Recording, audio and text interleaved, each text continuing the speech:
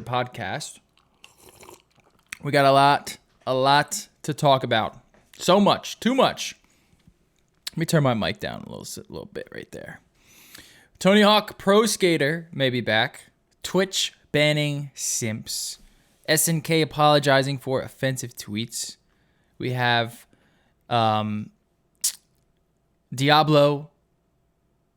setting up a new team. Respawn setting up a new team. And in tech, we have some massive NVIDIA leaks. We're going to find out what Jensen has been cooking, literally. We have massive iPhone leaks. And Paul Miller was fired from the Vergecast, and I want to talk about that. All right. Other than that, let's get into it. We got a jam-packed show for you. What's going on, co-hosts? Nope. How's it going? Not much has been doing.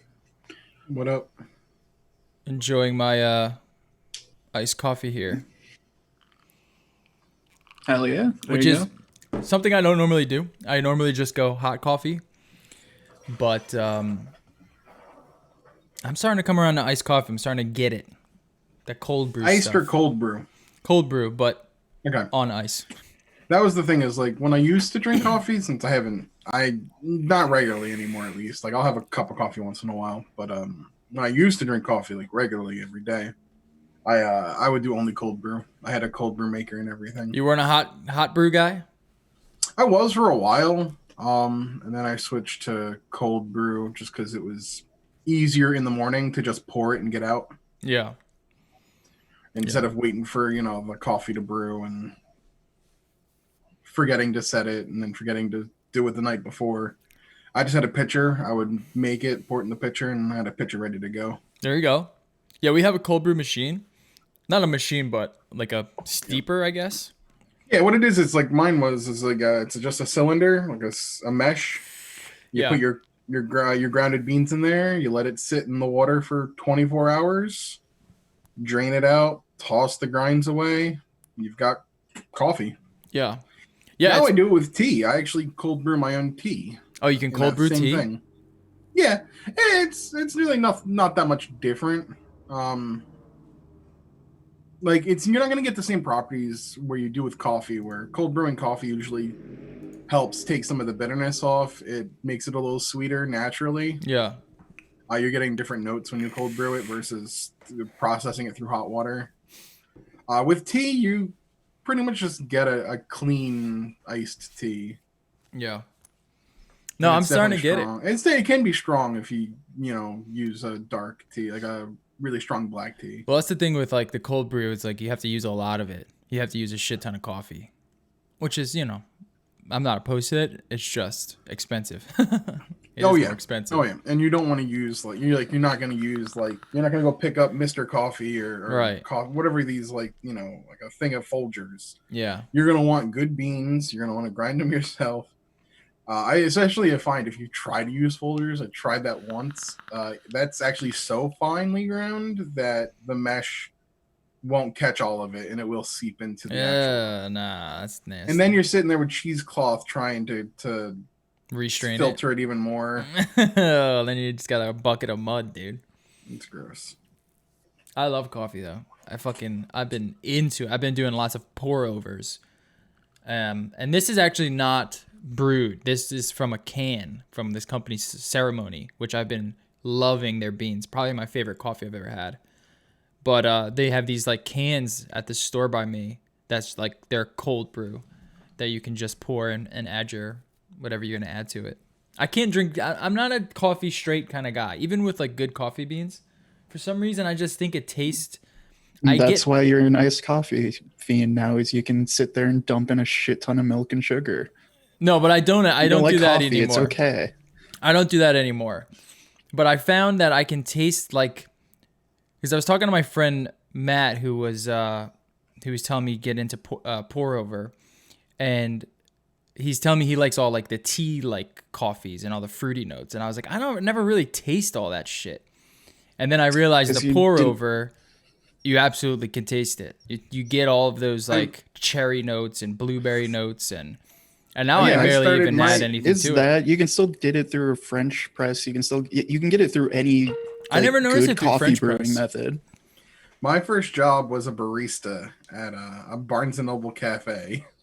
Oh, nice. Then my second job that Starbucks? I had for like 8 years. Well, okay. The Barnes and Noble cafe, and this is one of the things I remember is not a Starbucks. They serve Starbucks products, and the fact that you can't actually use a Starbucks gift card there. Every What? Christmas we would keep a check mark, and we would tally it every time somebody tried to use a Starbucks gift card at the Barnes and Noble cafe.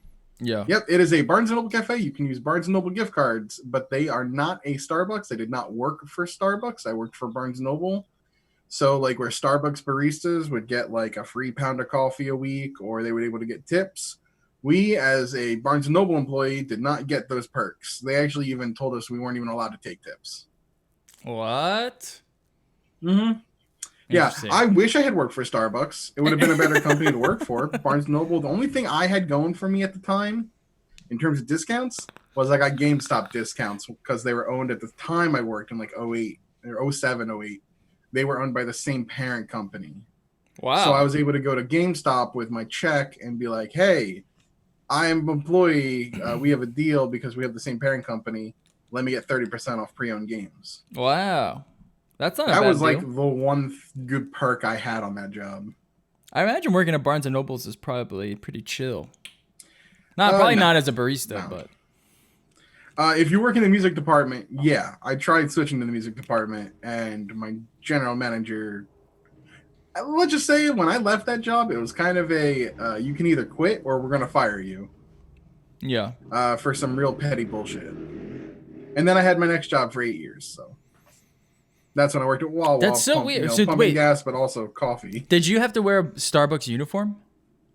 I had to wear an apron and a hat, but they did not say Starbucks on them. Well, I can't remember if my apron had it. It didn't have, I don't know if it had the logo. I think it had a Barnes and Noble Cafe logo on it. But I did have to wear an apron and I did have to wear a hat. But I was allowed to grow a beard and didn't need to wear a beard net. Interesting. Which was kind of weird working in the food industry. Yeah, not that weird anymore. Not that I mean, weird that's the only anymore. time that was like I was 17. I grew a chin beard. Oh man, that's the classic 17. It's kind of what I have going on now. Chin beard. Little peach fuzz going. It was a lot more than that. And then I worked for Wawa that had a no shaving that had like a no beard policy. Until I went outside and pumped gas when I was like 20. God, I was like 24. I think I was like 24 when I started. No, I was 23 when I started to pump gas, and that's when I grew my beard. Yeah. And I haven't been clean shaven since. Nice. Yeah. Yeah, I noticed that at least with the beans that I've gotten recently, like a little touch of cream, a little touch of sugar, and I could taste those fruitier notes. I have this coffee bean from Reanimator, which is this company here, and it tastes like fucking. It blows my mind that you can't taste them without adding those It's like things. too bitter. It's just a little too bitter. Maybe I'm just not making it optimally, but I found that it was just a little too bitter and just a little softening it up a little bit. I'm like, oh, the beans that I had like a week ago, straight up blueberry. It blew my mind. It blew my mind how much more fruitiness comes with at least the pour over compared to the French press, because that's what I was mainly doing before was French press. And I have like this drip thing too that like emulates pour over, but it really doesn't. It's not the same. No, they don't. Yeah, you gotta do it properly.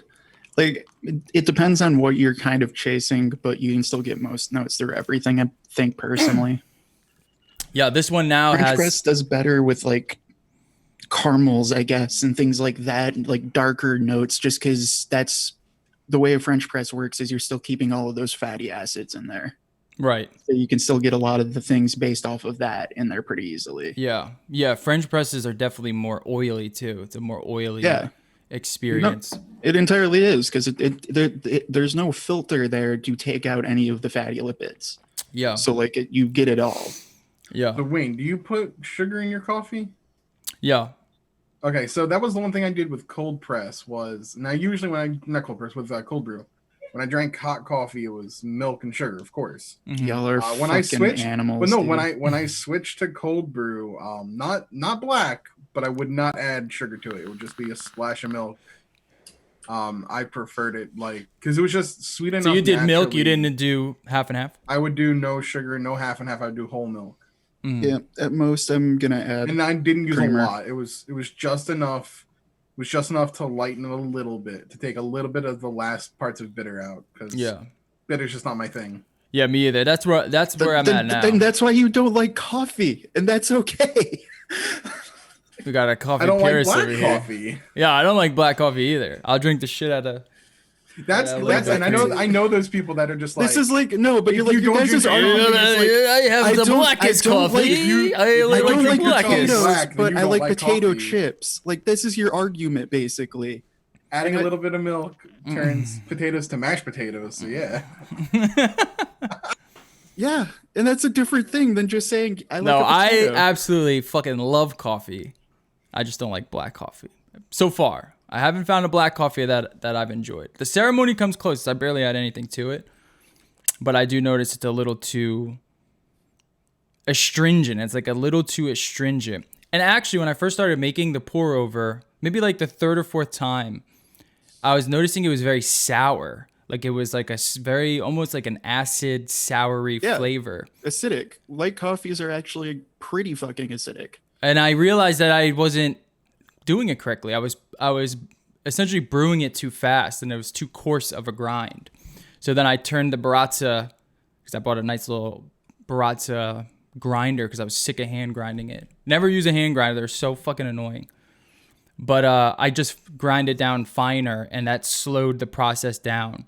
And I was able to like, oh, now I'm picking up the cinnamon and the sugar cookie, whatever else they said is in the tasting notes. But now we got it dialed in. It's fucking delicious. It's no sugar cookie. It's you just added sugar, but yeah. That's what it's on the package. That's what's on the package.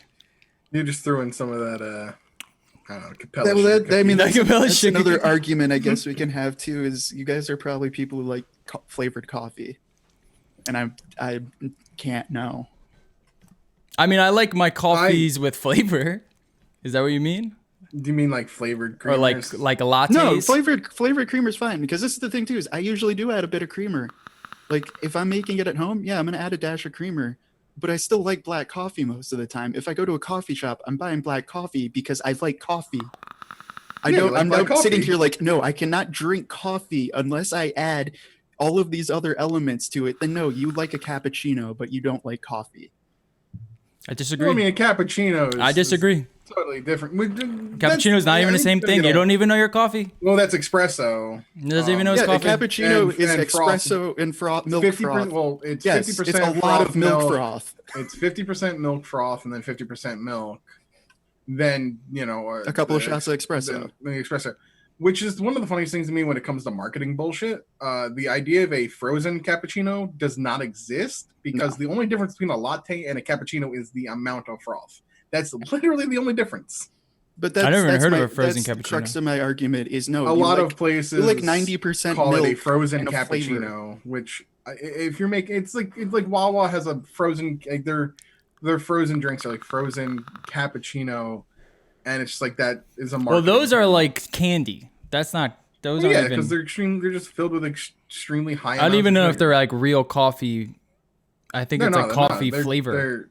It's all like of a the culotta. terrible things for you with a side of caffeine and then the espresso. Have you ever had a Dunkin' Donuts coffee culotta? No. It's literally a coffee candy. It's fucking disgusting. And I guarantee you, it's probably about 1,200 calories. Oh yeah. I mean, probably anything. About 95 grams of sugar. That's kind of what I like about Dunkin' Donuts is that they are unabashedly sweet. Everything is their donuts are pure sugar, kind of like Krispy Kreme. You ever have Krispy Kreme? I mean, donuts. That's like a fucking heart attack. Donuts inherently are just super high in sugar to begin with. They're going to be delicious, but they're also going to be high in sugar. I don't know. Have you ever had a Krispy Kreme, dude? It's almost like Krispy Kreme. It's the only glazed donut I actually like. Really? Oh my God. I'm not a fan of glaze for the most part. It's literally just sugar. Dude, I It's can't just do too Krispy much Kre- sugar. I can't do Krispy Kremes anymore because now I'm in like the homeland of Krispy Kremes. Up north has much nicer Krispy Kremes than down here. I'll just put it that way. Got to go Really? to a Tim Hortons eventually. Yeah. Timmy Ho's ain't what it used to be, dude, but they're good. Yeah, I loved it. I love that place. There was one donut shop in Philly I really want to check out, and that's was it Federal Donuts. Oh, it's excellent. Yeah, I've See, never their been, donuts, but- though, are not like Dunkin' Donuts. They're more like a cake donut. You know what Yeah, I mean? that's what I want. Yeah, they're like spongy. They're so oily. They're more I'm like yeast- I want a oily. yeast donut. I'm team yeast donut boy. Which is what? What is that? Is that like a cake donut? No, that is not a cake donut. So that's the other. That's you have like a the yeast, Dunkin'. You have a yeast donut or you have a cake donut. And a cake donut is more, you don't add yeast to it. It's more of just a cake base. Yeah, that's And what then the a Federal is. Right. And those are really good day of, but you cannot keep them. Like No, you after 3 hours, they taste like trash. They just turn into a rock. You got to get them fresh. Yeah. So that's why I'm always team yeast fan because I like the taste of yeast donuts, but also if I'm going to go buy a donut, I want a fucking box of donuts. I don't want a donut. Now, do you dunk your donuts? No. And with Federal, you dunk because they do really good coffee too. You dunk it, and because it's a cakey donut, it just sucks it up. Now you don't do it often because it's just too much going on, but I do dunk it sometimes. Now, do I dunk a yeast donut? No, because then it doesn't kind of soak. Doesn't soak the same way. Yeah. I like a good yeast donut too, though. There's a place in New Jersey, Uncle Donuts or something. Most donuts that you can think of are yeast donuts. Yeah, most like donut that's- shops. At least that I know. Right. Most Yeah. I your mean, they traditional hold donut is- longer. Anything they're from easier to sell. Yeah, anything from Timmy Ho's, Dunkin' Donuts, Krispy Kreme, any of those are all yeast donuts. Oh yeah. Like a cake donut, it literally tastes like fucking cake. Now, have you ever had a cronut? Yes, I don't like them. Nah. Not a They're fan. weird. I'm not a big fan. I don't like my donuts too sweet, and the cronuts are just too sweet. Well, and that's kind of why I don't like cake donuts as much. Yeah.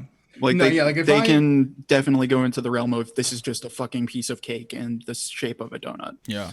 Yeah, I mean, they're good once in a while, but not as your everyday donut. No, you can't have it too much. Those Federal donuts are heavy, man. Federal does a great chicken sandwich. So you go there, get a chicken sandwich, get a donut, and then a coffee. You're on your way out the door. All right. You have now consumed enough food for your entire day. You have enough fucking sugar to last you till next year. Have you guys been playing anything new? I have not. I've actually been looking for stuff to play. New, meh, not kind. I don't know. I've been playing. So I played a little bit of Warzone over the weekend with some friends.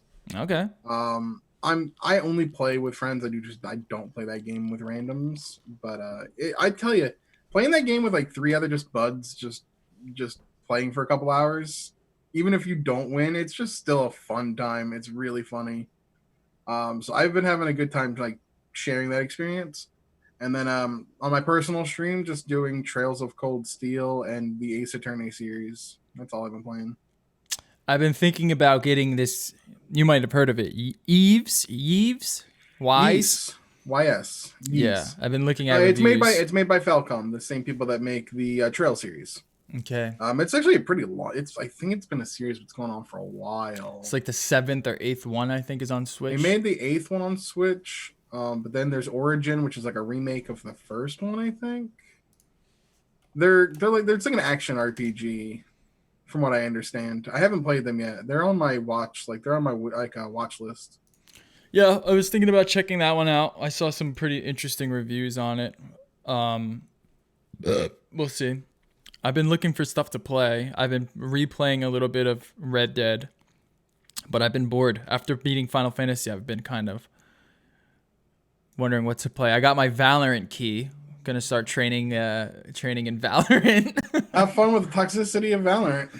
Not even the toxicity, just actually try to have fun in that game. Well, I That's I it. have a bit of a review because I played it for about 2 hours. That was about as much as I could stand of it. It is not like Counter-Strike. I don't know how to explain it, but Counter-Strike has like a fluidity to it that this game does not have. This game is it's like almost slower than Counter-Strike in a bad No, it way. is. Yeah, like that's what I've been complaining about from watching it. Is it's just like it's all of the really passive entry points of Counter-Strike, but on crack, and it never looks like it speeds up or like there isn't a fluid's a good way of putting it, I guess. Like there was never that movement or like that feel it looked like watching anyone play this game where it seems like it changes. It just seems like no, you just sneak. It looks like Splinter Cell. Yeah, like a shitty version of Splinter Cell.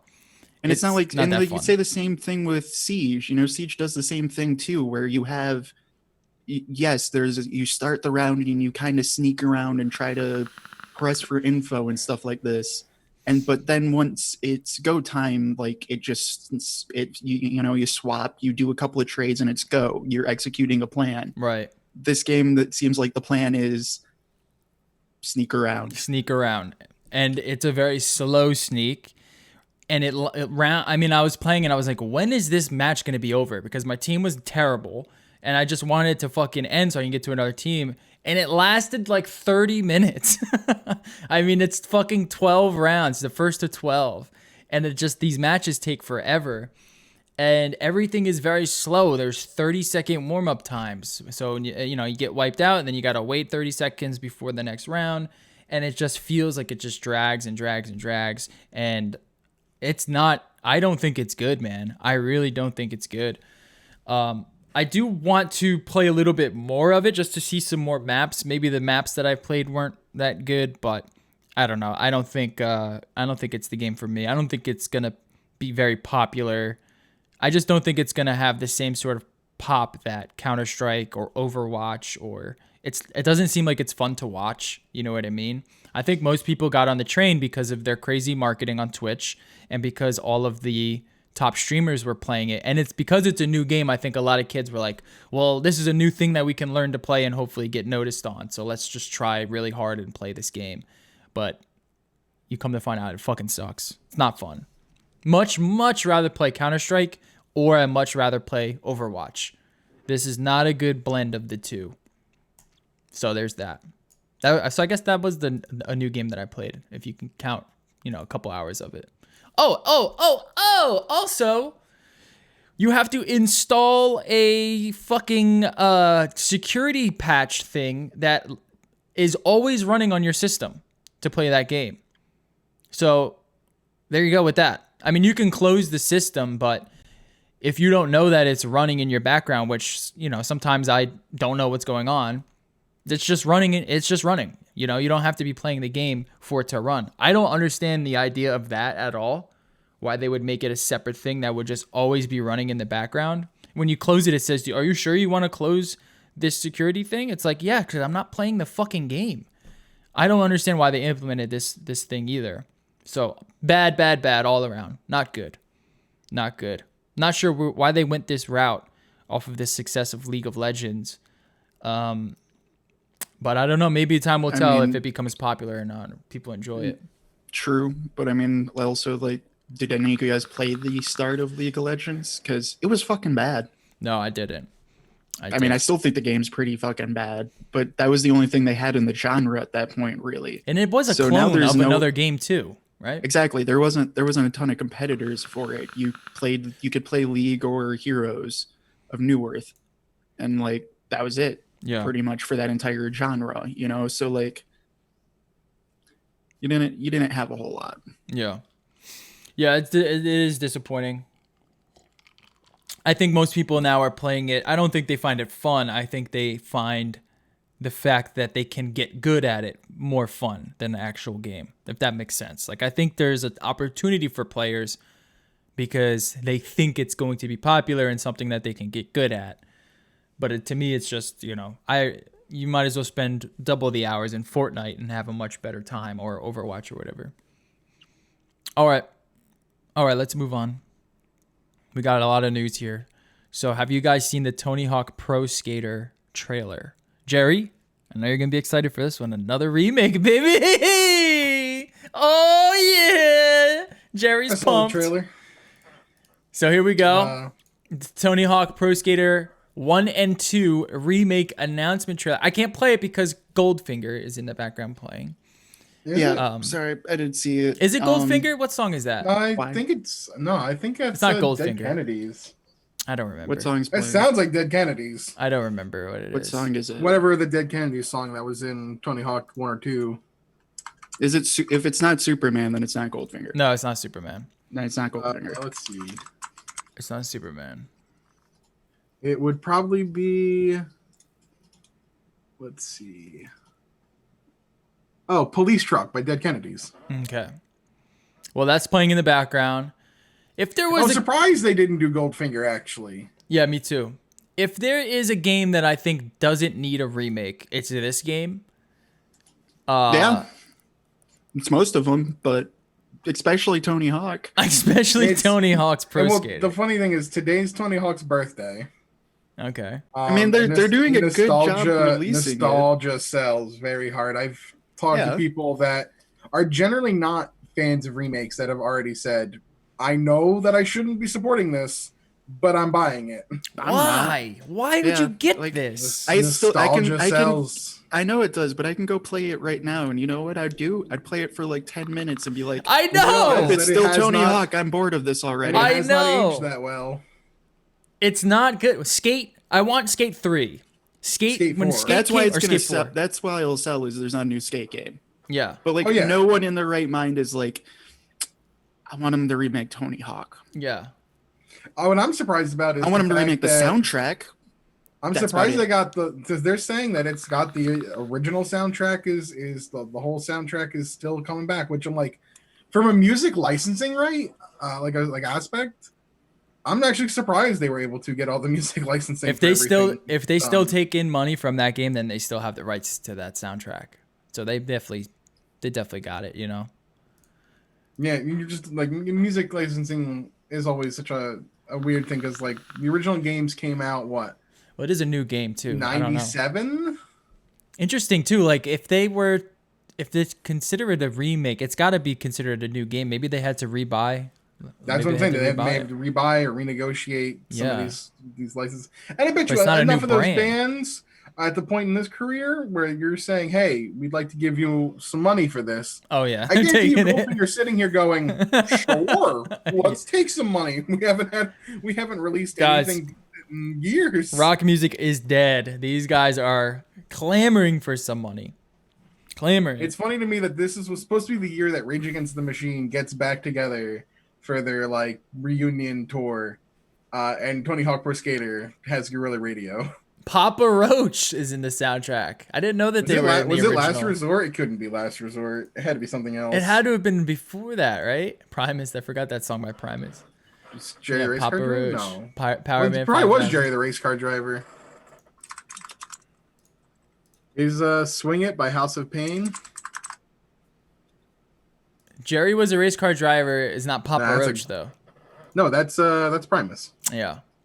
Which Jerry is was a race also car actually a driver. really good song. This game fucking sucks, dude. This game fucking is so No, it doesn't- trash. It's not even that it sucks. Like I enjoy the game, you know what I mean? But like, and it has place in history. It does. But just like all of these remakes, I don't give a shit. Yes, I'm glad I played it in 2000.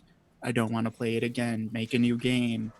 Now, Add it on. Yes, tack it onto the list of everything I've been bitching about, and now it's all coming true. But yes, no one's making new games anymore because they can just remake it and you fuckers will buy it. now, if this game were to implement a skate-like system, like with the analog stick where you control your foot like an analog stick, then I'm like, okay, maybe there's a little bit here because I do like, you know, we can go back to the same sort of locations. It's all in the new graphics and it'll be fine. But the fact that they're gonna probably be using the same sort of engine is just, it's so dated, man. It's just dumb. Skate is so much better of a skateboard game. Oh well, there we go. And then, well, Skate is a better skateboarding game, but at the same time, where the fuck's skateboarding been too? Do you remember It's a good question. what was the Actually, really bad Oh, Tony Hawk I game? talked about this on my show earlier. There's a kid, an 11-year-old kid yesterday, or maybe 2 days ago, who just landed skateboarding's first 1080 on a vert ramp. I'm going to show you guys here. His name's Guy Curry, 11 years old. No one has one-upped Tony Hawk's 900 in the X Games until just now with this fucking kid landing the 900 or landing the 1080. That's awesome. Hell yeah. But That was also, it. I think that goes to show you that it's taken 20 years for an 11-year-old to beat him. Yeah. So here he is. He's coming up the ramp. Oh, don't want to play that. Boom! 3 full rotations. He gets a little hand drag on the bottom, but I think you have to be 11 and the size of an 11-year-old to be able to pull a 1080 off because he barely just makes it. It's pretty crazy Tony Hawk was able to land that in competition too. Boom. All right, there you go. The 1080 has finally been grailed. I say, remember the. But that's really it. I don't know where Tony Hawk- skateboarding's been. Remember that really bad Tony Hawk game that had the motion controls skateboard? Yes, I had it. Step on it. I fucking had it. Trash. What was that called? My little brother bought it. God, I don't even remember which game that was. What was that way called? Later. It was I think actually on the pretty Wii, cool. wasn't it? It was a ride. Ride. Oh God. It was actually pretty cool. I think I left Tony Hawk behind at like American Underground. I may have played American Underground too, but I don't remember if I did. I left whenever Skate came out. Yeah. Thug was. I mean, that was also a good game.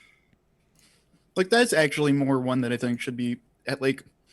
Not that any of them should be remade because they're more open world games where you could actually have objectives and you didn't have a 2-minute time limit and you weren't restricted to this arcade experience. Yeah, like that one actually had like a story and you could do stuff. Like there was points to it where it was heading towards that skate genre, like of what we think of with the game Skate. Yeah. But Tony Hawk Pro Skater 1, dude, like cool, dude. You can go back and do another 2-minute time trial. I'm trying to remember that. I saw something on, I think it was Twitter, maybe it was exchange between the guys who I think either make Skate or somebody who maybe worked on it. They had a correspondence with EA, and EA was asking them. I think it's EA that does Skate, right?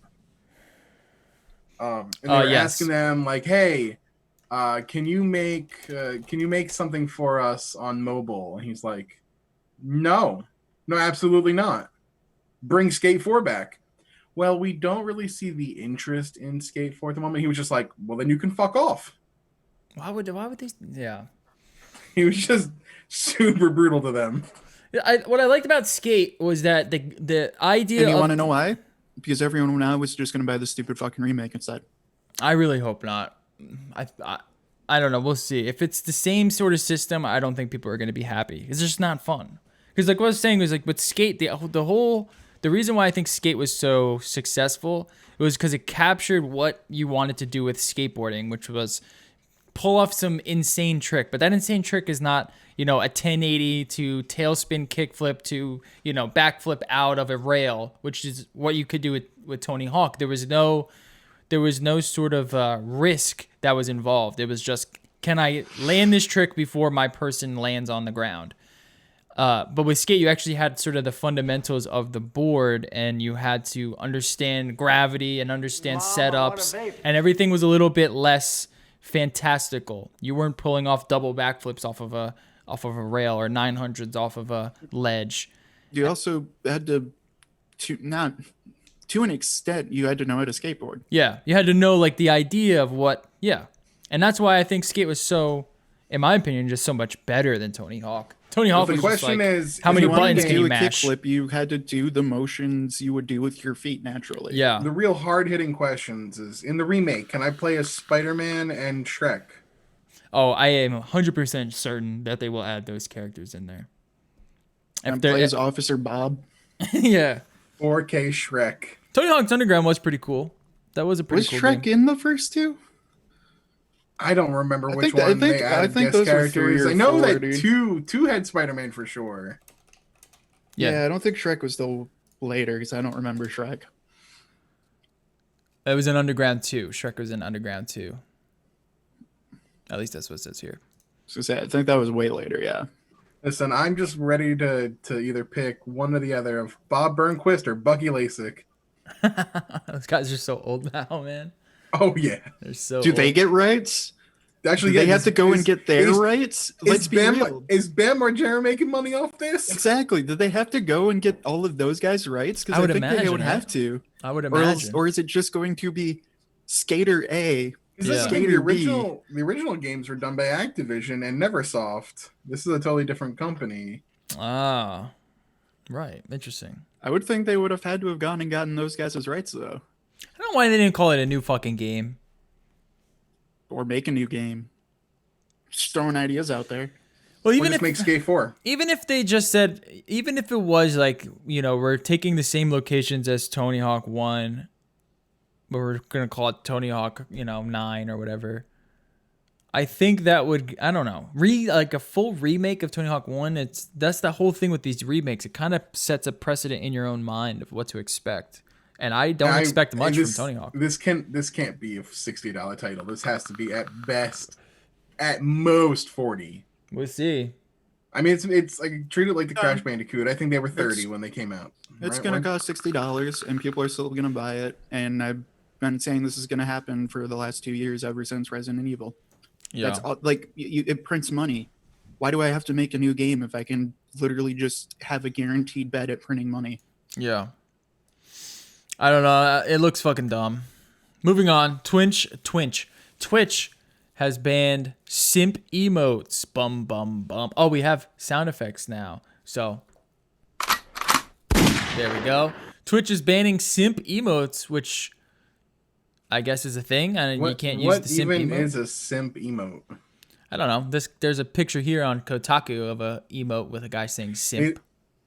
I was just saying, is it just like a picture of a guy like worshiping a girl who's got a boyfriend? No. I don't get it. No, there'd just be dumb ways of. I can understand artistically writing simp. Okay, I mean they were banning the butt emotes, but it all depends on privilege. Some streamers just have such a big audience that Twitch staff overlooks it.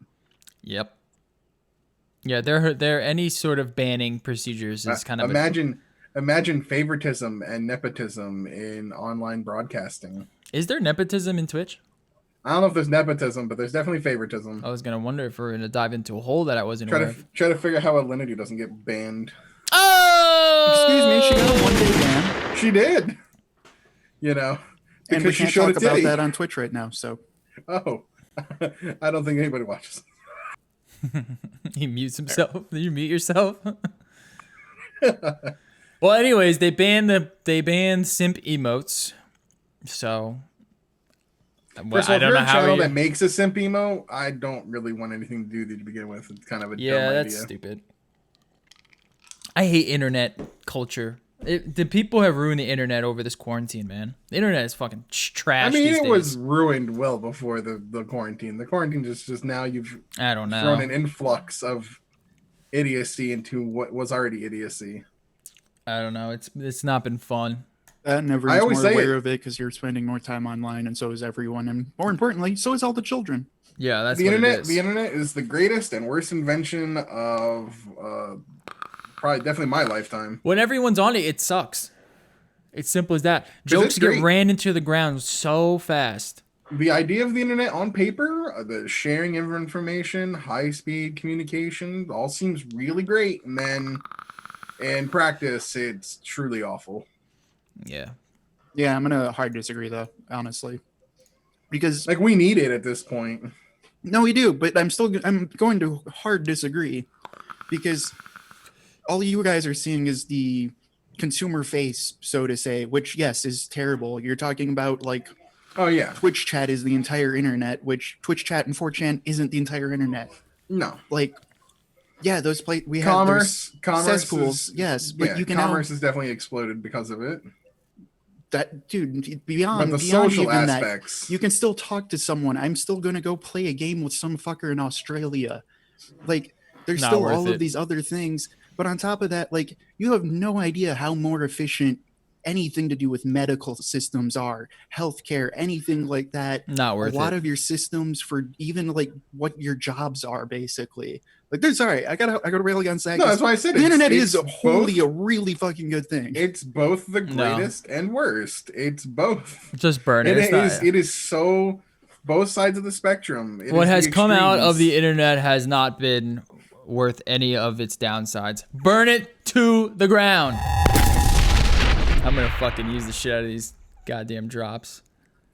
No, I think we can all agree that the internet is a miraculous technology, but also maybe just extremely low pitfalls. Yeah, no, see, maybe I'm just disagree. It's a miraculous technology. The people using it are bad. Maybe just, I think, what do you think about this? I thought about this when they were talking about it on Facebook, when Facebook was playing around with the idea. Do you think a lot of the issues that stem from the internet, you're not going to get rid of it all, but do you think a lot of the issues that stem from the internet come from anonymity, come from the fact that you can be essentially faceless and have no consequences whatsoever for anything that you say or do? This was an argument 5 years ago. Yes, I would agree with you. Nowadays, no. I mean, complete disassociation does Why do you say help. that? Why do you say no now? I mean, yeah, like anonymity will help, but at the same time, like anytime people have been forced to actually use their full name, they're still just an asshole. Like that doesn't people change. are just generally also assholes in real life. Yeah, they're not hiding the fact that they're assholes. Well, it's also partially that, but it's not even so much the anonymity, even though that does obviously contribute to it. But it's like right now I'm speaking to a camera. I can say whatever the hell I want, and no one's physically here is going to harm me. That's what you think every time you pick up your phone. So there aren't, no matter what you do on any of these places, even if you like, oh no, what, am I going to get banned from Facebook? Or if someone sees something, they'll be mad at me, but who cares if I'm writing something stupid about them? I already don't like them. Like, since you're not in person and you're just behind a screen, so to say, you're not thinking about consequences of talking or your actions. No, I disagree. Because I personally, when I am logged into like my name, right, for whatever I'm doing on social media or something, I definitely I feel more loose than when I log in under my second accounts, my alt accounts that aren't tied to me in any way. You don't know who I am. There's no way you could trace them to me. And I just feel that it's a little bit more liberating that way. Maybe I'm a little bit more true to myself on my alt accounts than I am on my, business account. But, okay, so are you more open on your anonymous accounts is what you're saying? I don't know. Because that's... I do feel more loose. I do feel as if because there's no consequence, I am able to just, I could say whatever I want. You know what I mean? There's no tied back to me. But that's also because you run an internet business, so your name has to be kept right. clean on the internet. So you are in the position of, yes, you have to keep something it clear. to lose. Right, exactly. Do you think mom and pop on Facebook have anything to lose? I don't know. Off of Facebook? Maybe for the most part, no, but we are seeing more, Is it at going least to younger, impact their income? At least in the younger generations that, their lives are definitely more intertwined with the internet than. I mean, there's a thing with shouting into the void. I mean, a lot of it is just shouting into the void. I don't know. I'm curious about anonymity. I'm just curious about anonymity in general. It definitely does contribute. Like people can be more likely to be more open if it's an anonymous thing, but I don't think that's nearly as much as to the fact that there's just no immediate consequence to saying anything online. No. Yeah, I think that on like a scale, the fact that there's just nothing's going to immediately happen to you no matter what you do online is much greater than like whether you're using your name or anonymous. Yeah, and I am curious to know what a social media site that forces you to identify on it, what that would look like. If that would end up just being something boring and just something that no one really uses, or if that ends up being somewhere where you can actually have a real conversation. Because like Reddit Google has Plus. devolved into... And then that brings upon privacy concerns. There's your Google Plus, dude. Google Plus. See how it worked. Nobody wanted it. Well, Google Plus is just shit all around. It's a very confusing thing. For like the 10 what people, a shocker! I will say though, I agree. I didn't care for Google Plus, but I will say, having studied it too, there is a small cult following that loved it to absolutely bits because they did meet people on there who they could identify with and became Right. friends with. So it did work for some people. And I'm also curious because I've more recently been more interested in conversations on Facebook than I have been on Reddit. I think, and I don't know if it has something to do with, because mostly on Facebook, people are tied to real accounts as opposed to Reddit. But Reddit, there's so much virtue signaling nowadays. Reddit, there's so much posturing, and it's just really, I mean, there was a whole discussion on John Prosser recently. He released an episode. He's like an Apple leaker, and he was discussing how he fucking hates Reddit and how Reddit hates him. And I just was like, you know, I've noticed that I've been kind of tending towards Facebook, which I'm not a big fan of Facebook either. But I have been enjoying myself a little bit more over there. And I don't know if that is, like I said, through the fact that of the anonymity, or if that's just because maybe I'm just not enjoying Reddit as much as I used to. Yeah, it might be that, because I know what you're talking about, but I also think it's partially due to sizes, and that's why you're going to have a herd mentality for the most part on most parts of Reddit, just because the amount of people it reaches. Yeah. If you're talking on Facebook, it's usually going to be on a much smaller scale. It's thousands as opposed to, you know, it's yeah, tens of thousands as opposed on to like Facebook hundreds would and be hundreds huge. of thousands. Realistically, 100 people are going to see what you wrote, and that's it. You Yeah. know what I mean? On Facebook, where like if you're log on to Reddit and you're immediately going to all, well, yeah, there you go. Like 5 million people probably read that. Yeah. Yeah. All right. Speaking of social media, SNK had to apologize to SJW. This is from angrygamer.net. SNK apologizes to SJWs for Samurai Showdown tweets. And they deleted the tweets. We have one up here that says, "We all horny on main tonight." And they seem to be kind of misogynistic a little bit. I mean, I guess a little bit racy, if you will. And then someone came on the account and basically said, "A number of posts made by this account have been deemed inappropriate and offensive to members of our community. The admin in charge has been given a strict warning to be more considerate. The offending posts have now been deleted. Please accept our sincerest apologies," which got 500 likes and it got ratioed 1,000 comments. And I don't know exactly what these entailed, but you know, this cancel culture stuff is oh my god, I didn't mean to show that all this anime stuff. But all this cancel culture stuff entails you know, if you're tied to a business, you got to clean it up. You can't have that stuff. You're going to This is not the first one of this kind of incident.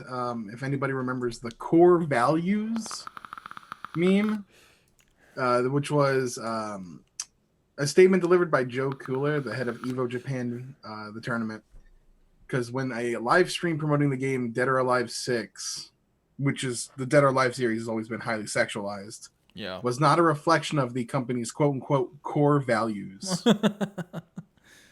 I mean, SNK is a game, they're a series that has an all-female fighting game where they even have a female version of Terry from Fatal Fury, and where they sexualize that guy. I'm not surprised that this is a company that would tweet out "horny on main." And what's interesting is like the culture differences, like Japanese culture and Japanese media. Same with the UK and the EU. Their media is just more adult, just naturally. And when you port that over to like a United States audience who is very puritanical, oh my god, I saw a booby. I saw a booby. I must be banned off Twitch. I mean, look at the DLC costumes in Street Fighter V. They had ones that are specifically like they can't use them in fighting game tournaments because of like they're streaming or that they. I think Street Fighter V at one point was on. I think it was on it was on ESPN at one point, and they're like, yeah, we can't use these certain costumes because of like FCC standards. Yeah. The United States needs to.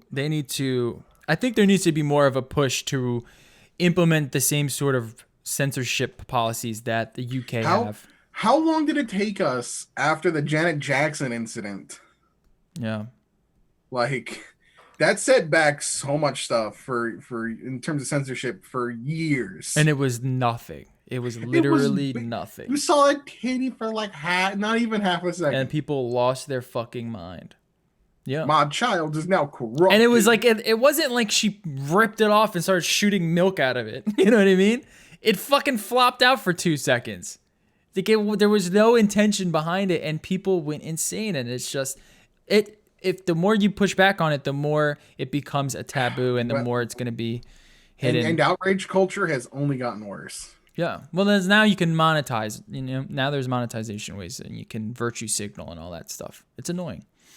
All right, moving on. Elder Scrolls 6.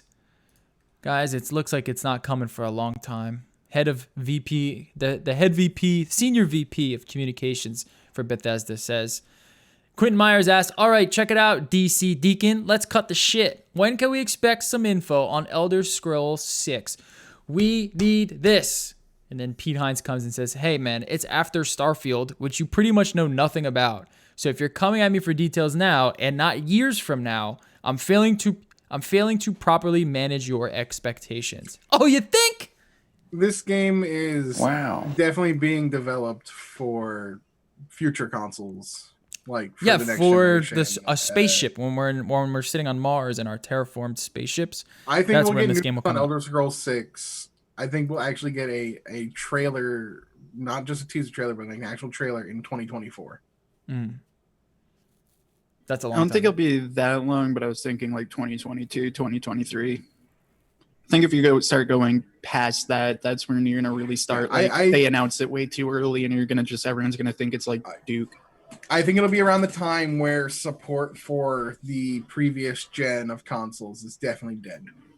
Yeah. Well, we like he said, we know nothing about Starfield. We know zero about Starfield. So we're at least a year or two out of Starfield. Mom, I want a vape. And then possibly another year or two from there. But their mistake was just showing it to begin with. They should have just said, yeah, we're working on it, but hey, man, we just started. It's going to be decades.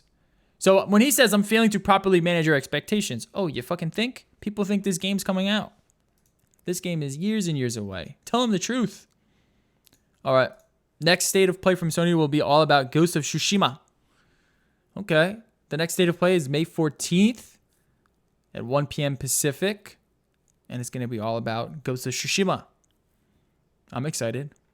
Very cool. That game looks fun.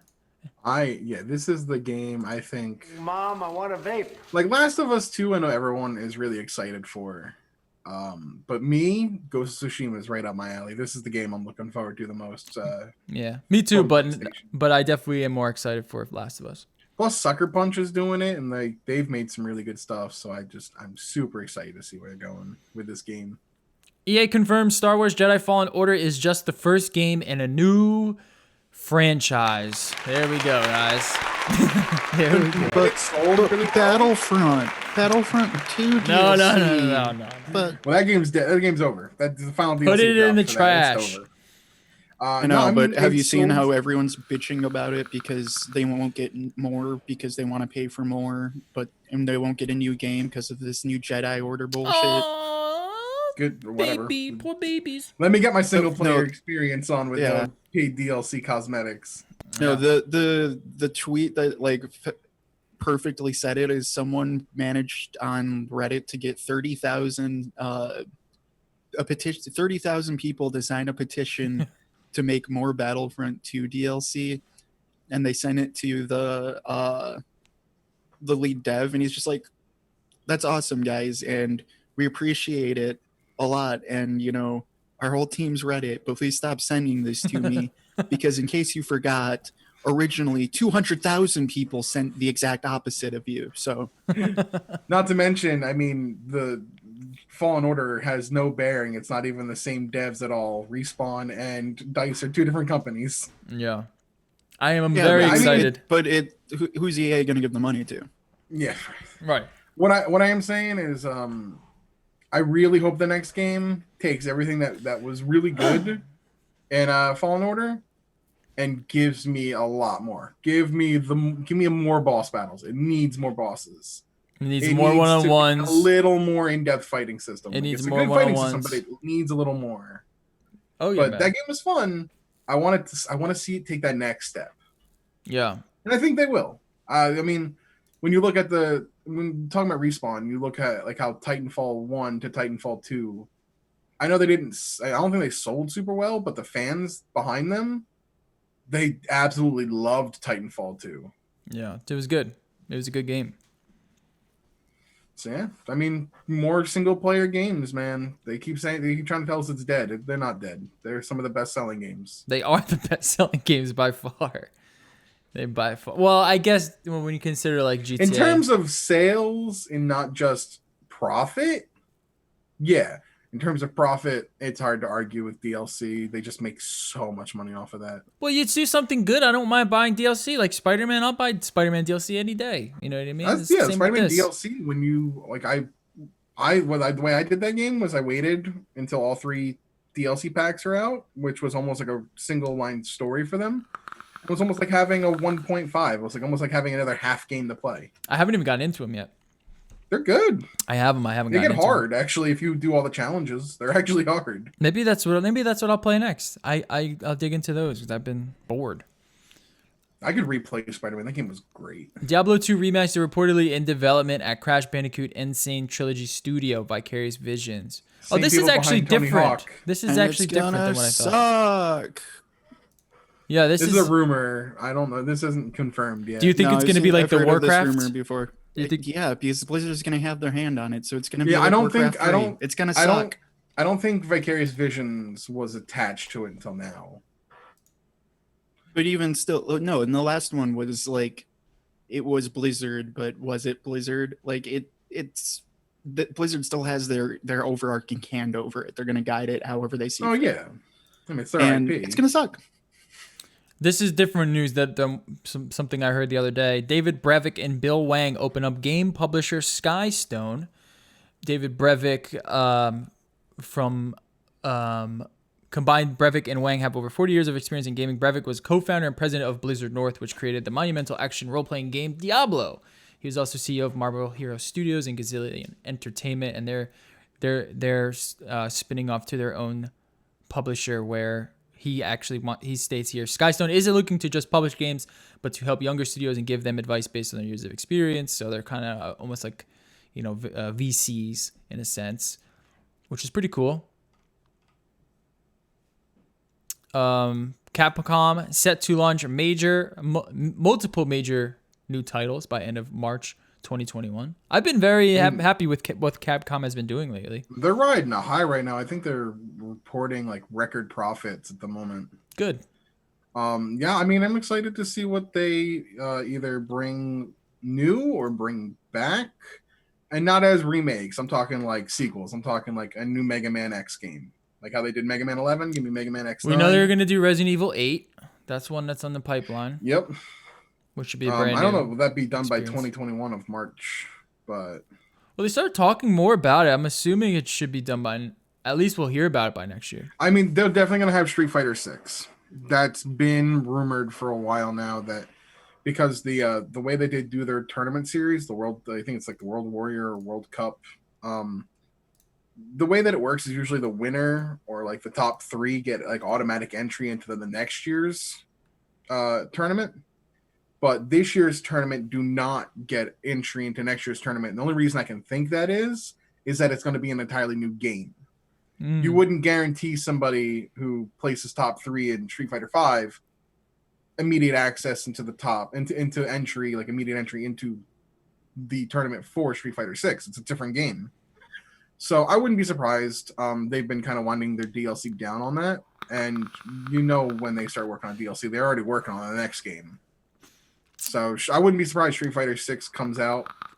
Hopefully they friggin' learned from the release of Street Fighter 5 that they can't screw that one up to start with. I mean, their fighting game division has struggled immensely. When you look at Marvel vs. Capcom Infinite, despite being what a lot of people said was a good game, just could not sell because its visuals were really bad. Okay. Ubisoft holding digital event July 12th. They're going to be doing their sort of, I don't know, their press conference thing. This is not Their part new version of a shitty Far Cry game. I mean, this is what's happening with the fact that E3 is gone. But this is Everyone's not kind part of that summer thing, right? I don't know. I don't know think what so. that is. Because No one does. Ubisoft It's- was on that thing. Only Jeff Keighley knows that. Okay. Did he just That's say? right. Did he just Isn't go? that where Hold they on. announced the Tony Hawk? Wait, did Jeff Keighley just go? Wait, Ubisoft is having theirs then. Xbox is having theirs then. Let me just say that I'm putting it all together, and then just have them release it on the internet. Is that what he's doing? Probably. If so, that's genius, and I wish Jeff Keighley the best. Because that's Like, what dude, it sounds honestly, like. Honestly, that's probably what it is it's just a podcast. Like, that's all I'm really expecting out of it. I'm not expecting him to actually do an event. It's just like, did you hear this company is releasing this game this week? Yeah, and then being like, all right, tune in on May or July 12th for Ubisoft's tournament thing or Ubisoft's press conference. And it's just like, Yeah. Will we Okay. ever get info on Beyond Good and Evil 2, or is that game dead in the water? I forgot even what It's that dead is. In the all games are dead in the water after Death Stranding. Yeah. They're dead in the fucking cryogenic chamber. How about that one? Nintendo says it will add more they're features. just still walking with Norman Reedus to go up the same path to finally learn how to find spiritual enlightenment to actually make a good game. What was it? Oh, Fragile. That was the other girl's name. And Fragile's umbrella. Fragile's umbrella, which was just sheets of metal. Nintendo says it will add more features mechanics to Switch Online to make it more enjoyable. Oh, about Do you time, believe it, though? Do baby. you believe it, though? What kind of See- features will they add? They're gonna Yeah. fix netcode? Because they ain't gonna fix netcode. See, that's what I'm not hearing. Is that's the biggest issue, and it's like, cool, you can add features, but I want fixes. I want fixes more than I want features. Hi, here's more terrible netcode for our online games, but here's some more Super Nintendo games you can play that are 30 years old. I want For them free. to just team up with Microsoft, have Microsoft figure their online out for them. Stick it on You Azure. think with the relationship they have with Microsoft that they could get something going? Like I don't know how much money they'd have to pay, but But you notice I'm pretty this- sure Microsoft would be willing to do it. remember last week when we talked about new Nintendo's investors being upset trying that takeover, and I said that this was going to happen. I said they're going to go to Nintendo and say, "Look, you need to get your shit together with the modern age. People are playing shit online. They Yeah, they want try to do better the online $20. experience." They try to do $20 for a year because it's cheaper than the others. They were the last one to adapt a pay online policy. If Microsoft were to essentially step in and take over their online services and do their online for them, would you pay $60 a year? Because I would. I don't know. If I knew Microsoft was doing it, I wouldn't for then I until would pay the normal regular price that you pay for PlayStation or you pay for Xbox I Live. would eventually I if would I pay for it. I would eventually if we know it's good. I will not off the bat, but If, I would if eventually. if Super Smash Brothers had actual decent netcode, Yeah, well then I would. Absolutely. Then I would. And I would cancel my Xbox Live. I'd go, okay, now I no longer need this. No, I actually love Games Pass.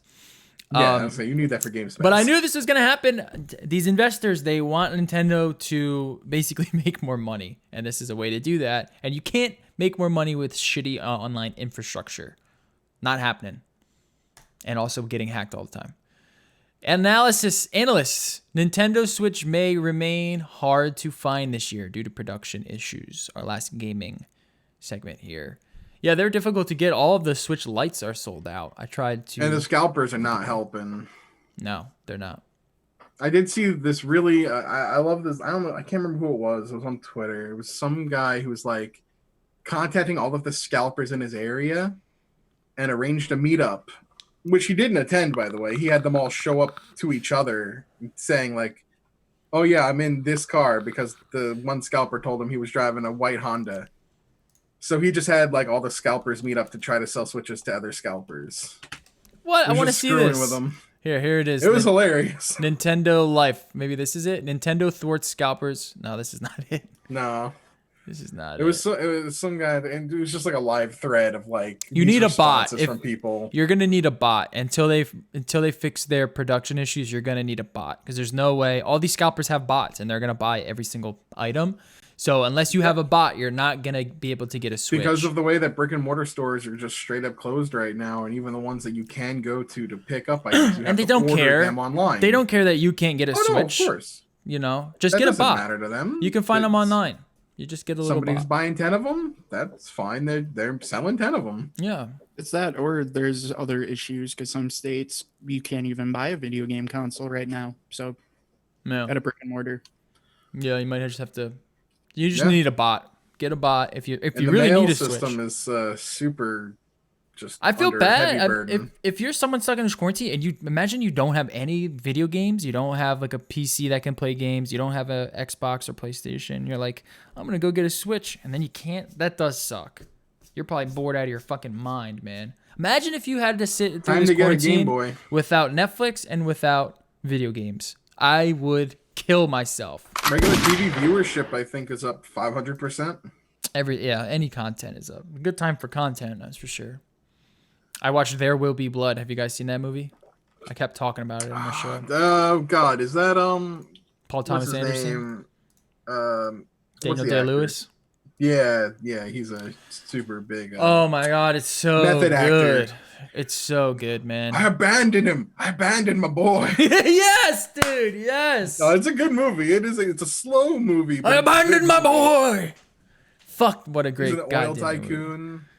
I drink your milkshake. I drink it up. Yeah.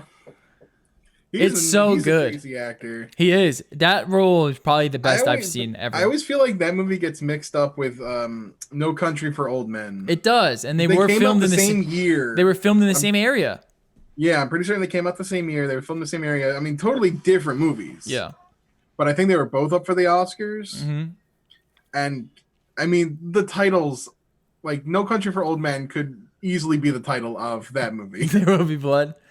Yeah. And There Will Be Blood could easily be the title of the movie. I will No Country say, for Old Men. I think I enjoyed There Will Be Blood more than I enjoyed No Country for Old Men. But I haven't seen No Country for Old Men in a while. Plus, it's hard. How do you compete with Daniel Day-Lewis in his best role? I mean, If you I'd wanna argue see that's a- his best role.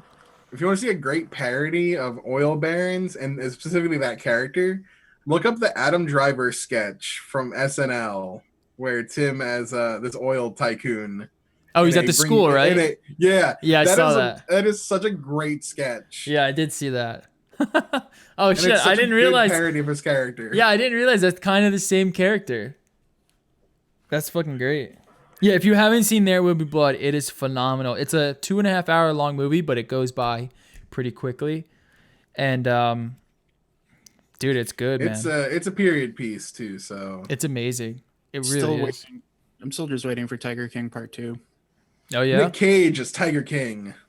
Oh yeah, I saw that. What's No, up with that? If we ask me, like I think it's an okay casting. Thomas Lennon could have totally done Tiger King. You know him as Lieutenant Dangle from No, Reno no. 911. No, Guy Fieri as the Tiger King. Flavortown. I don't know. No. All right. I don't think so. I could see it. I could see Guy No, I Fieri could as see Tiger it. King. He's gonna have to lose some weight, but I can see him there. What You if- have to own up to it too, though, and it like just drop Flavor Town at one point instead of Tiger King GW Zoo or whatever. Yeah, Nick Cage is a pretty good casting role for that. I can see that working. All right, we have some tech to get into. Well, we have some media first. Black Mirror creator Charlie Brooker says the world is too bleak right now for season 6. Not gonna Not happen. wrong. Yeah, I thought this was pretty mean- interesting though. He's not wrong because all of Black Mirror is basically what's happened this year. We're living in Black Mirror at the Yeah. moment. He's basically like, I don't think people want to see another season of this because it's gonna be too similar. It's just too bleak, which is pretty crazy thing to fucking say, man. I'm kind of upset because this is one of my favorite series. I would love to see another one. Can't get enough of it. And then this band, Portugal the Man.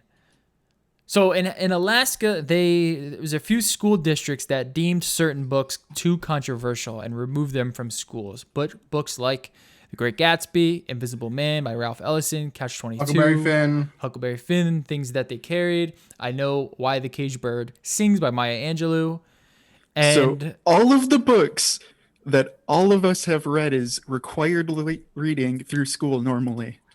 I've had to read every single book on that list. I have had to do a school paper on. yeah, I'm surprised good fucking reason. I know why the Cage Bird Sings is banned. Yeah, they That's deemed all. it. That's all. I don't say that. I'm not trying to. That's a yikes for me. Yeah, The Great Gatsby. What is bad about The Great Gatsby? I could Catcher in the Rye. Is that banned? I don't know. I don't know if Catcher in the Rye or Moby Dick. I don't Because know. they say the word Cabin? dick. I don't know. I would imagine so. I would imagine. like all the- Of Mice yeah, and this is Men, so I'm dumb. sure that Of Mice and Men is banned. 1984 is banned. Imagine. Was it A Tale of Two Cities? Imagine. It was the best of times. It was the worst of times. But these books are banned. They're deemed controversial. They got them taken out of some of They these might schools. as well fucking burn the books. They're gonna go this far.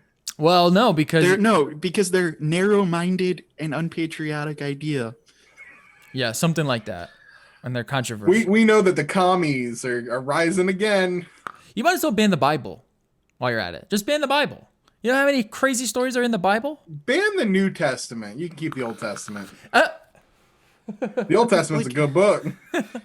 Dude, the thing I don't get is like, yeah, and they even admit like all of these books are on probably most of America's junior, like middle school reading list. Yeah. Great Gatsby was on my senior high school reading list. Even nonetheless, they're gonna read those books. They're American classics.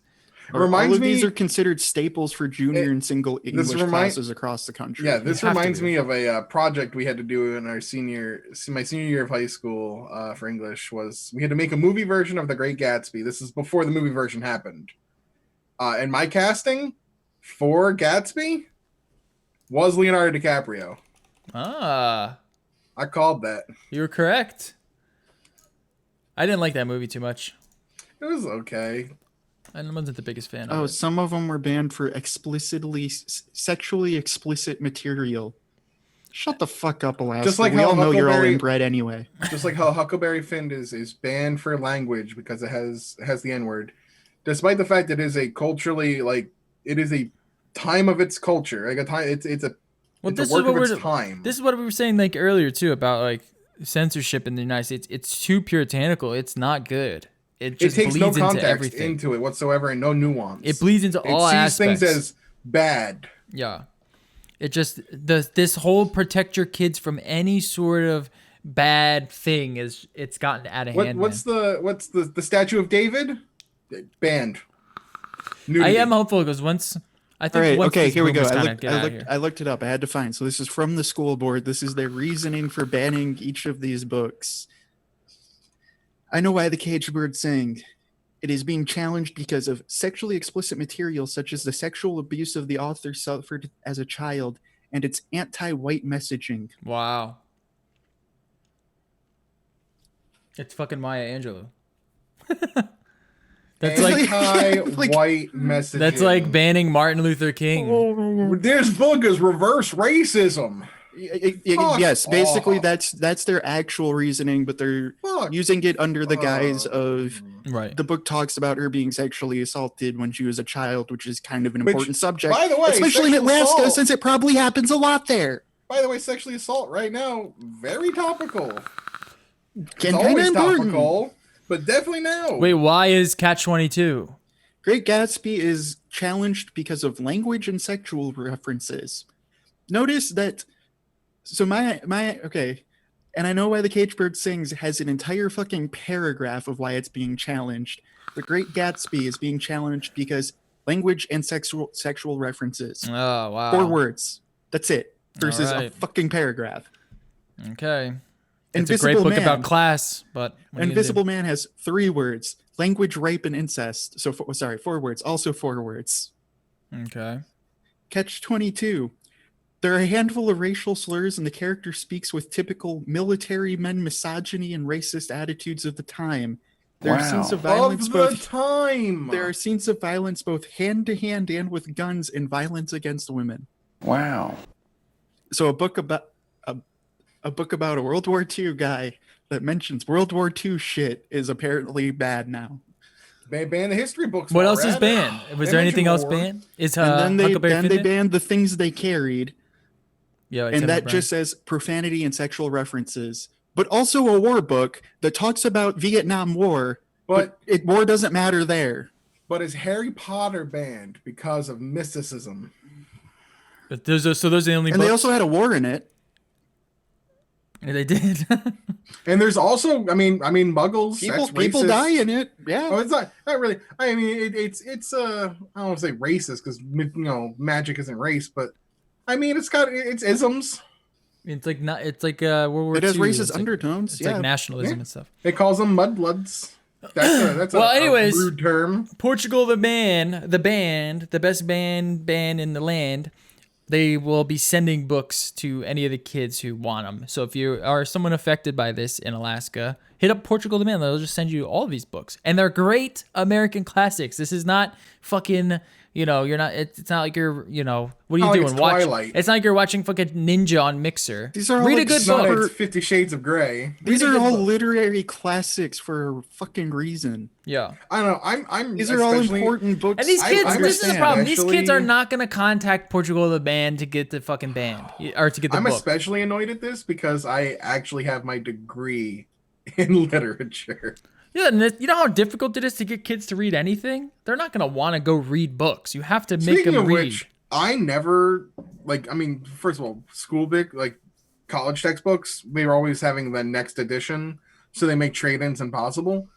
I never bothered doing trade-ins. I still have all of my anthology collections, and I've actually thought about, because in school you only read excerpts from them. You only read select stories from that. You're not reading the full. Never buy pages. new books. Never buy. I'm actually tempted. I haven't done it in a long time. I'm tempted to sit down with my anthologies and just read all of it. Do it, man. There's so many short stories from authors I've never even heard of in there. Yeah, there's the short. They're just part of collections, and some curriculums use them and some don't. What was your favorite book in school? That I read in school. Yeah, like in grade school or even middle school or high school. I forget one. I mean, that's not my favorite, but one that definitely stuck with me. In the 5th grade, we had to read "Running Out of Time," which was a young adult novel that essentially, think The Village from M. Night Shyamalan was a ripoff of Running Out of Time, a book from the 80s. I think it was the 80s. That one stuck with me. What was the book? The name escapes me. It was the one where the guy shoots the guy on the beach. It's like a very nihilist book, and he shoots the guy on the beach. Is it The Stranger? Yeah, The Stranger by Albert Camus. That's probably that was the one that at least stuck with me the most. I don't know if I consider it my favorite, but that's one that stuck with me the in most. terms of my entire academic career, including college, I love The Stranger. Murakami, The Elephant Vanishes, is a really great collection of I never heard that. surrealist short stories. Very weird out there, but very interesting. And then Salman Rushdie's The Satanic Verses is a really hard read, but it's a really good read. What is that about? It's a tale of two different characters. It's a lot of religion. This is a book that, when published, the Ayatollah Khomeini, Inspired by the life of Muhammad. Yeah, he put out a what's the Islamic word for essentially a hit? Oh, I don't know. Like an I can't assassination? remember what it's called, but I mean it's like that. But the idea behind it is that if you're a good Muslim, if you were to meet this man, you would kill him. Huh. But yeah, he put out I can't remember what the term is, but it's essentially a hit. He put out a hit on the author. Really? Because of this book. I'm gonna have to check it out. It's been a while since I've read a really good book. Yeah, I would probably say this. I really loved what's the other book too with Atticus Finch, Kill a Mockingbird. A fatwa. That's what it's called. called. Fatwa. Yeah, it was by Ayatollah Ruhollah Khomeini, the spring leader of Iran in 1989. Yes. Yeah, he issued a The Ayatollah. fatwa, and there was multiple death threats made against this guy for the book, The Satanic Verses. That's crazy. He issued a fatwa. Imagine that. It's banned in India as hate speech. Oh my God. Stop banning books, for God's sake. All right. Next. Hit up Portugal, Thanks, the Sarah man. Palin. Yeah, exactly. All right, check out this little demo that I saw on Reddit. This was cool. Speaking of Reddit. Yeah, this is pretty cool. So this guy shows you with like a glass pane what certain thermal paste applications kind of look like. So let me start it over real quick. So he does like one drop in the middle. You can tell it doesn't reach to the edges. Then he does like 5 dots, like a die of 5. And it does a pretty good job. And then the X, and that one does a really good job. The X. Then he does the line through the middle, and that doesn't reach the edges.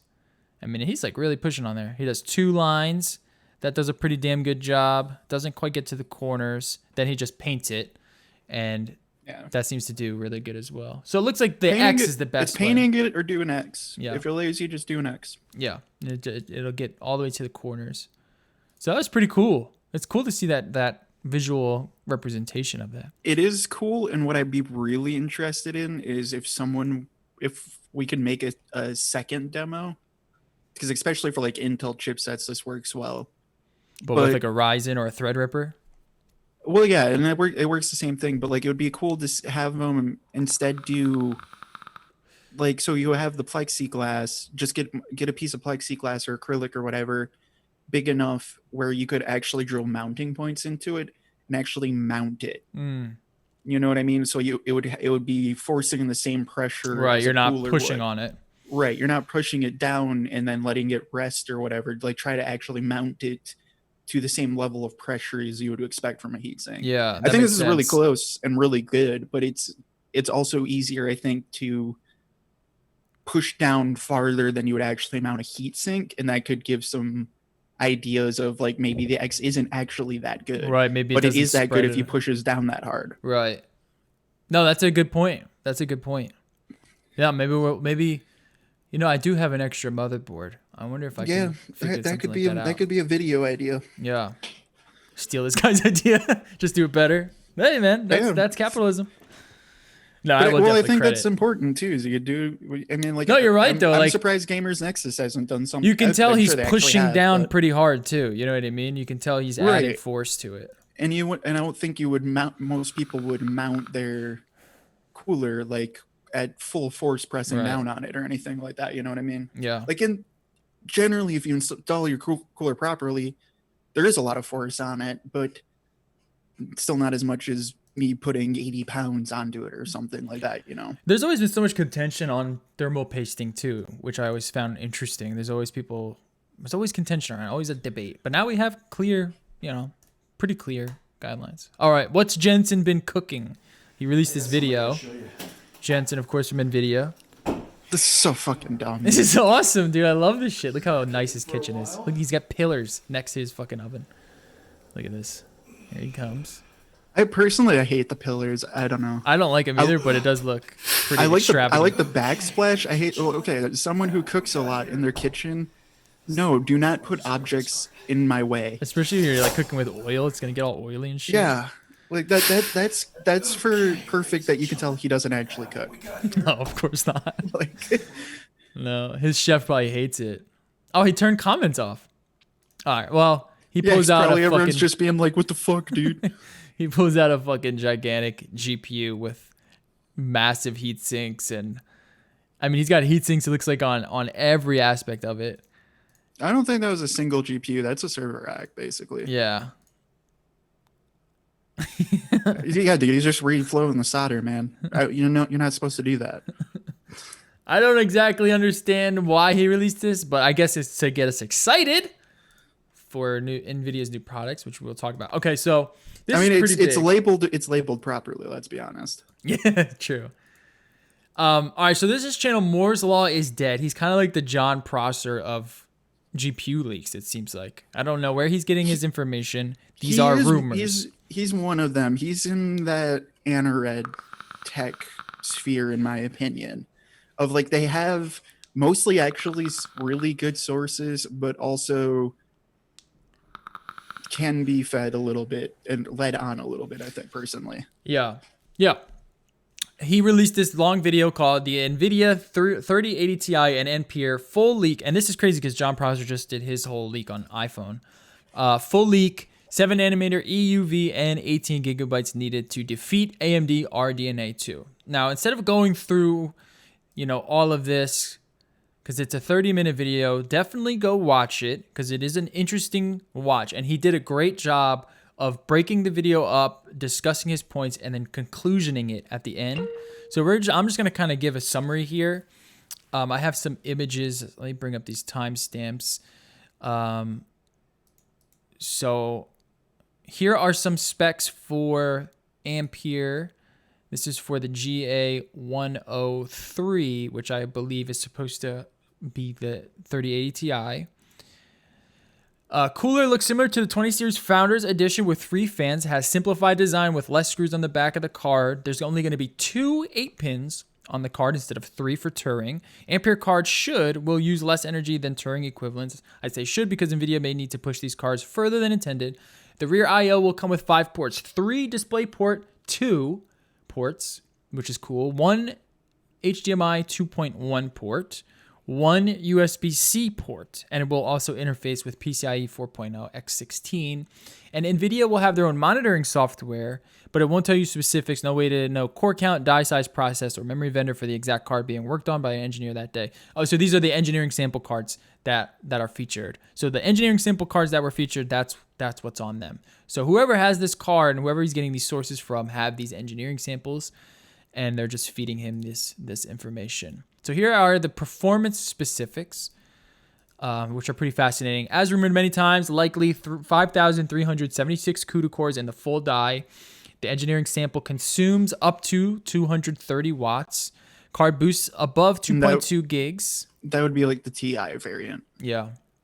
Which would be still less than, I think, the 245 of the last card, if I'm not mistaken. The card boosts above 2.2 gigahertz. Even a cut down card should exceed 21 teraflops, 18 gigabytes per second memory, 864 gigabytes per second bandwidth, 40.3% more bandwidth than 2080 Ti. GA103 and GA104 could boost to 2.5 gigahertz, not confirmed but expected. Card hits massive CPU bottlenecks at 1080p 1440. It's time for 4K to become mid-range standard. Worst case scenario is 40% faster rasterization performance over the 2080 Ti in 4K in unfavorable games. And then we also have 1020. And I do want to play some of this video because he does talk about some stuff. Turing was a guinea pig generation. Ampere is the next Pascal. So this is something he brings up, is that Ampere is the next big leap in their production. And what's interesting about this video, and we'll talk about it, is why he thinks NVIDIA is going so aggressive with this latest Turing release. So because AMD is becoming a thing again. Yeah. But and he's not wrong, and I've thought of that, and that's why I still kind of haven't bought into the 20 series. Is been my argument the entire thing. I still don't think there's frame performance on some of them has been pretty good, but it was a really mediocre jump for just pure frame performance from Pascal and even AMD to an extent. And then you have these really shitty weak RT cores that really don't do they do ray trace, but they ray trace so shittily that I don't care. Yeah. I still stand by you need a 2080 Super or 2080 Ti if you want to ray trace. Otherwise don't include it in the conversation unless you're I want to play a ray trace game at 30 frames per second. And what's interesting with these leaks or rumors is how he kind of says this is definitely them starting to fully kind of come into their own with ray tracing. So here are some Ampere ray tracing details.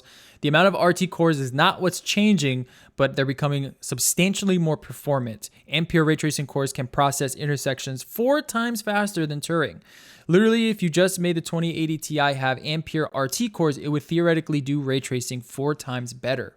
When you account for the additional SMs, L2 cache, and doubling of tensor cores for denoising, low-end Ampere could run circles around high-end Turing in games with ray tracing on.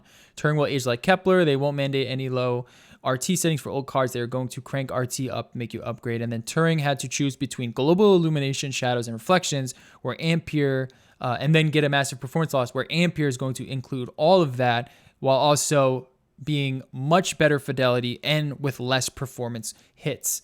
So pretty cool to see how. Now he says, to be clear, we're still far away from full ray tracing according to one source, but Ampere should be able to handle better effects than what we have now at reasonable frame rates.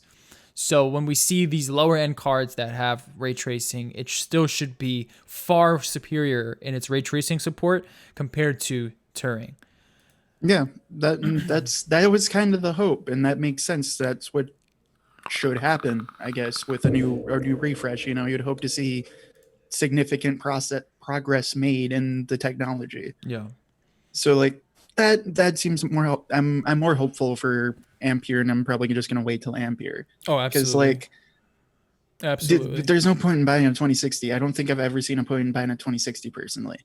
And so I'm at the point where I've thought about buying a 2070 Super, but still, why should I do that? Because even a 2070 Super doesn't. It's still shit at ray tracing. Yeah, and the 3060 is why going would to I be buy that so much over- more performant than the 2060.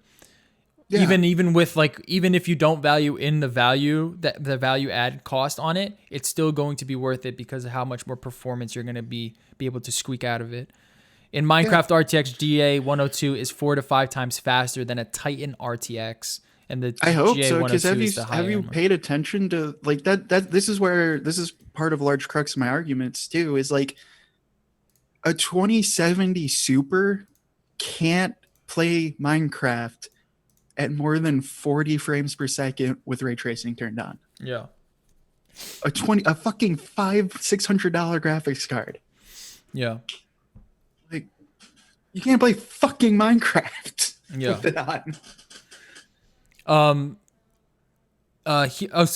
Let me see where he says this. 1453. So let me have him kind of explain this. SSD for enhanced load times and VRAM. And specifically, I was told it can dynamically utilize the bandwidth between the allocation you put on an SSD, the VRAM, and DDR for multiple tasks at the same time. An example I was given is you have more than enough bandwidth from a fast SSD to run YouTube, so if you're running a game at the same time, it may not even disturb the GDR6 and may pull bandwidth from the SSD, kind of similar to the next-gen consoles, and use that to run different apps, and it may combine all of them for specific games. This is a very big deal, bigger than high bandwidth cache if this is true. Additionally, So he's speaking about NV cache, which he claims is NVIDIA's answer to high bandwidth cache, and how it's going to utilize your memory, your SSD, and your VRAM for enhanced just load speeds and frame buffers and handling multiple tasks. And he claims that it's a pretty damn important upgrade in this next generation.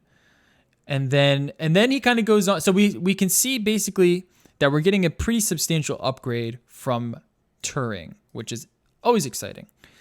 But then he kind of goes into. Go ahead. I have heard for raw frames though, we're looking at hopefully 20%. It's not going to be 50% for raw frames for most of the cards. Okay. So you have to factor that in with all of this other stuff. Yeah. Hopefully it'll be a little more. But even then, that's still enough. If you get 20% and all of this tagged on, I'm happy. So that was the problem with the last one. It wasn't even 20. It was like 10. Yeah, I think here like a 2060 is $350. The 1070 was $350. There was not 10% performance difference between them, and honestly, the 1070 is faster for most games still. I think in this video he claims that there's going to be around 30% increase in raw performance. If we can get if it can hit 30, then this is a killer lineup. Yeah. Like, and I think what gives this a lot of credence is his explanation here, which he goes into detail about how NVIDIA basically tried to negotiate with TSMC. They went to them and said, for our top end cards, we want to make them on both Samsung and TSMC. So we're going to haggle with TSMC on lower prices. TSMC held firm because AMD was buying up all TSMC. AMD and TSMC's relationship got very tight. AMD also has full console control. So they're buying up and buying up and buying up. And NVIDIA just underestimated what TSMC as well as what AMD was doing. So when they had to end up going back to TSMC, they had no leverage. And they also were like, all right, so now we have to go back to the 7 nanometer EUV rather than Samsung's 8 nanometer. And in that case, he brings up this point, which, let me see if I can find it. 2106 here. I think this is where he discusses makes sense, though, because no one would even know who TSMC is if it wasn't for AMD. Yeah. I don't really think that's going to happen. Apple. I could be entirely wrong, but it seems like this plan to bully TSMC into lower prices has massively backfired, as I retweeted a retired engineer report from DigiTimes. In this report, it details how NVIDIA had massively underestimated how much AMD and TSMC were becoming fond partners of each other, and that TSMC did not budge on their threats, and now they are going to be forced to switch more of their components over TSMC's 7 nanometer EUV than they initially intended, and that they may have to accept delays for Ampere all the way into Q1 for a lot of the lineup. And all right, and then we'll go real quick to 23 that and 28. Will suck, though, if it's delayed till Q1 next year for like the parts that actually matter. But here's the thing. I'm sure they started to get worried when they saw the Xbox Series X get announced, clearly using less than 300 watts overall, with 40% more compute units than the 5700 XT has. And keep in mind, this is powering 8 cores and a bunch of other components as well, thus suggesting that the graphics card portion of this console was likely using the same amount of energy as the 5700 XT, while bringing it for around 30 to 40% more performance. Clearly, AMD had fixed RDNA's power draw. And if that wasn't worrisome enough for NVIDIA, they may go, okay, so they fixed the power draw, but we should still easily get top performance if we make massive dies on an older node. It worked for us before with Turing. But then they saw Mark Cerny announce the PlayStation 5 would clock to 2.2 gigahertz. AMD had simply fixed RDNA. And so, put it simply, they underestimated where AMD was at in their projections. And on top of that, failing to negotiate the deals to get the lower prices from TSMC and having that Samsung TSMC backlog, they had no leverage. So they had to come out swinging out of the gate, because his point is that they much rather take a hit on the chin, experience those slight delays, pay more for these parts coming up from TSMC than have AMD take the lead and have like the quote unquote performance crown, because who knows when they would ever be able to get that performance crown back. They could just leapfrog them, and it could just be too close of a battle. So instead, they want to come out of the gate strong with this next 30 series card, especially considering this next gen console market, which will be pretty. These consoles are going to be pretty powerful, and they have just so much more competition now. I will say, and again, this is where I was going back to, like, I clump this guy in sometimes with Anored and stuff like that. I'm gonna wait and believe it when I see it that it's a 5700 XT, but 40% better. Yeah, because that's an insane fucking claim, to be honest. Well, yeah, it is. And his argument throughout all of this is that NVIDIA's positioning... His claim is it's a 2080 Super. No, I think he was speaking on the... I don't know if he was speaking on specifically raw power, but his claim is that these new Ampere cards are positioning 4K to be had at 60 frames per second in the mid-range. That's kind of where everything is starting to head. And that would make sense with any sort of console claims. If these next-gen consoles were to come out, in my opinion, they're going to need to be able to produce 4K at respectable frame rates for anyone to want to jump ship. Because if it's just 1080p, even if it's 1080p 120, 4K. I mean, we're how many years into 4K? And most people, if they're buying a TV, it's a 4K TV. Yeah. So if we're gonna, if anything, we should be able to have 4K in the mid-range lineup, and that would coincide with about where we're at in the console next generation, where this RDNA 2 is at. Especially considering consoles are just a different animal altogether. I haven't experienced 4K 60 frames per second PC gaming yet. My 1080 Ti, I can get there, but it's not, I'm not cranking anything up. I don't even have 4K computer monitors. And then the 4K on the consoles is just 30 frames, peon status. So I'm excited. That's what I want. I want to be able to utilize more so HDR and all of the benefits that come with, better color data. That'll be nice. I'm interested in it. My more goal hope is give me a card that's going to do 200 frames per second at 1440p. That's what I want. Yeah. I'm not ready to. I like 4K. I've been using it. It's nice. It's really nice for working. There's such little difference between 1440p and 4K when you're sitting at a monitor on a computer, for example. It matters more on a TV. You're 6 feet from it. You know what I mean? Yeah. But when you're at a desk with the computer, I care a lot more about give me those 200 frames personally. Mm-hmm. That's what I more want. But the option to be able to use it on my 4K side panel, you know what I mean? Hell yeah. I'll try it out sometimes for an experience, you know what I mean? But I'm not there yet. I just want a really beefy 1440p card. Yeah. For $400, you know what I mean? $300. Give me 350 where that 2060 Super spot is. If that card can do 150 frames, 1440p, you have a golden card then, honestly. Yeah.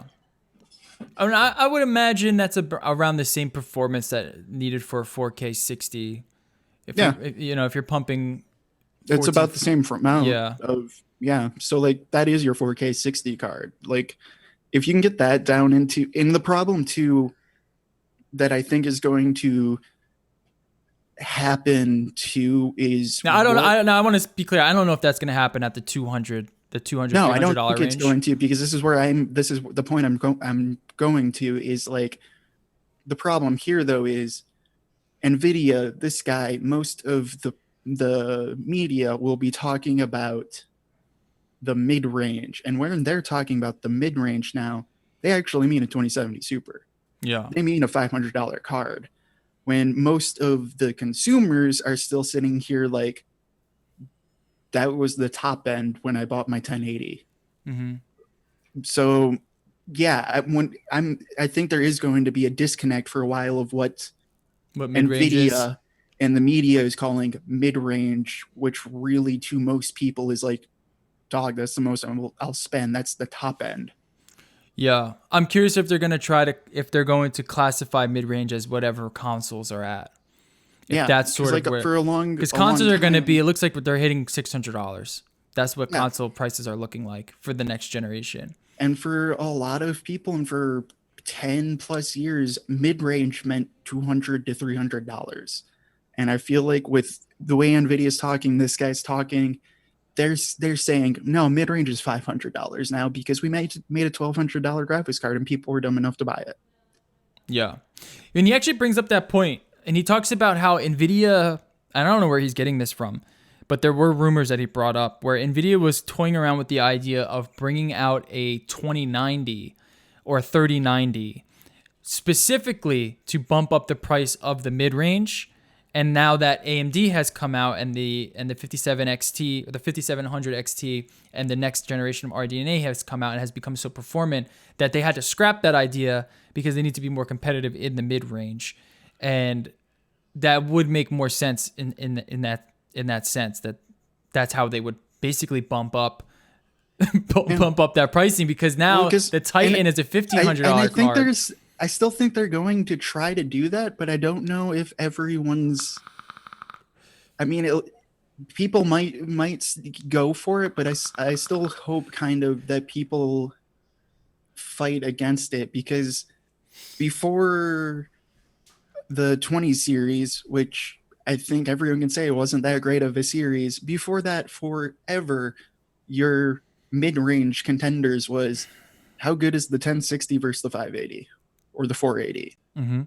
Like that's the mid-range. And still, I think even if you go on Steam, those are the two most popular graphics cards, period, still. Yeah, I still have So my if- 10 series card. I did not upgrade to the 20 series. No, I don't no, even no. mean the 10 series, and people definitely have the 10 series. I literally mean the 1060. I still mean the 580. Like those are still the most popular cards. The most popular cards are always going to be that 200, maybe pushing Well, how popular was the 300 for 970? 1070. Remember when the 970? Everyone had the Yeah, 970. I had a 970. Everyone had a 970. What Like, was that that's- priced at? 200, 300 bucks? Yeah, like 200 to 300, really just pushing a little bit over 300. That's your money. Yeah. That is the card people buy.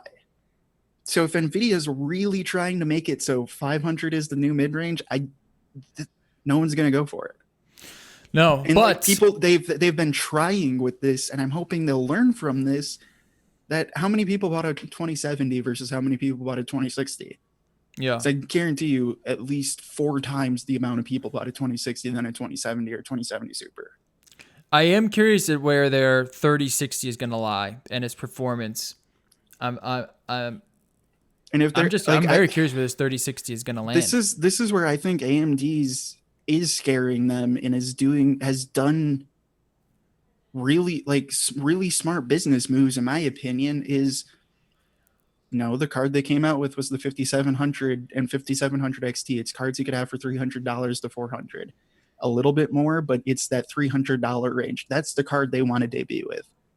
What I'm worried with Nvidia is what we're going to see, and especially if they're talking about delays because of coronavirus, et cetera, like if you're not going to see the 3060 till Q1 of next year, but they're going to sit here and try to bring out a 3080 Ti, why?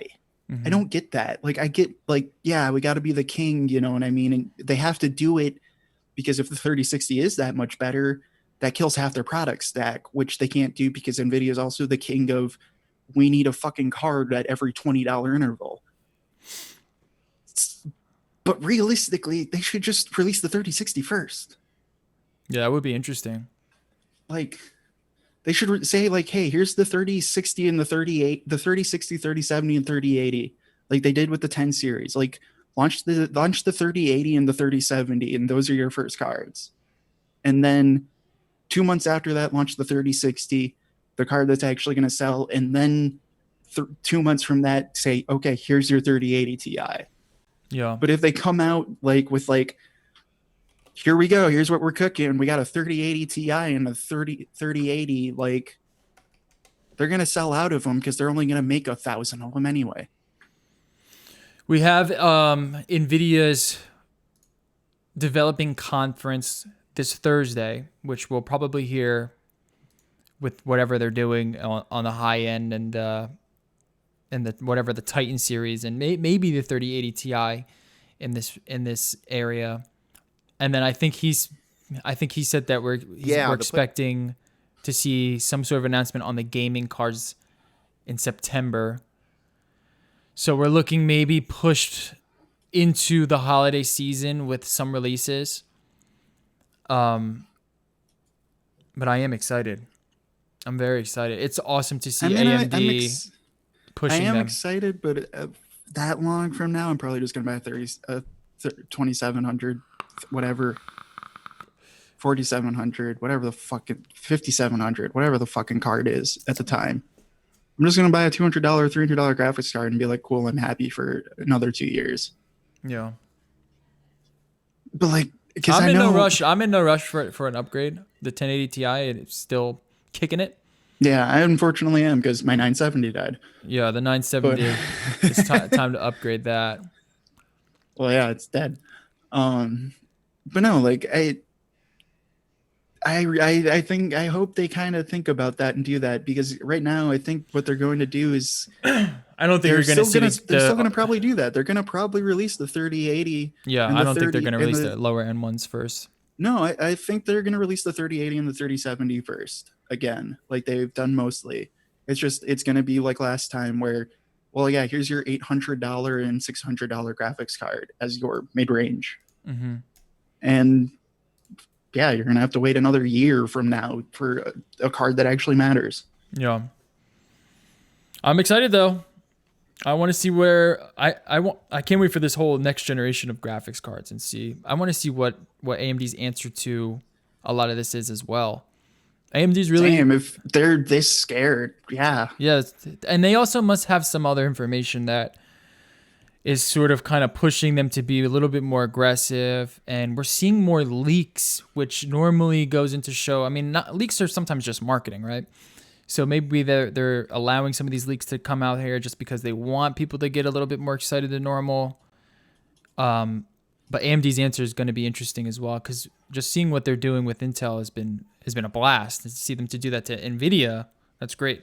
Great stuff. Speaking of AMD, PC Gamer shows that they can push the Ryzen 3 3100 up to 3300X speeds by just using the Wraith cooler. Now, it's not 100%, right? It's not going to kind of be one-to-one performance on these overclocks, but it is a little beast of a chip. The fact that they can squeak some performance out of it. Honestly, both of them are.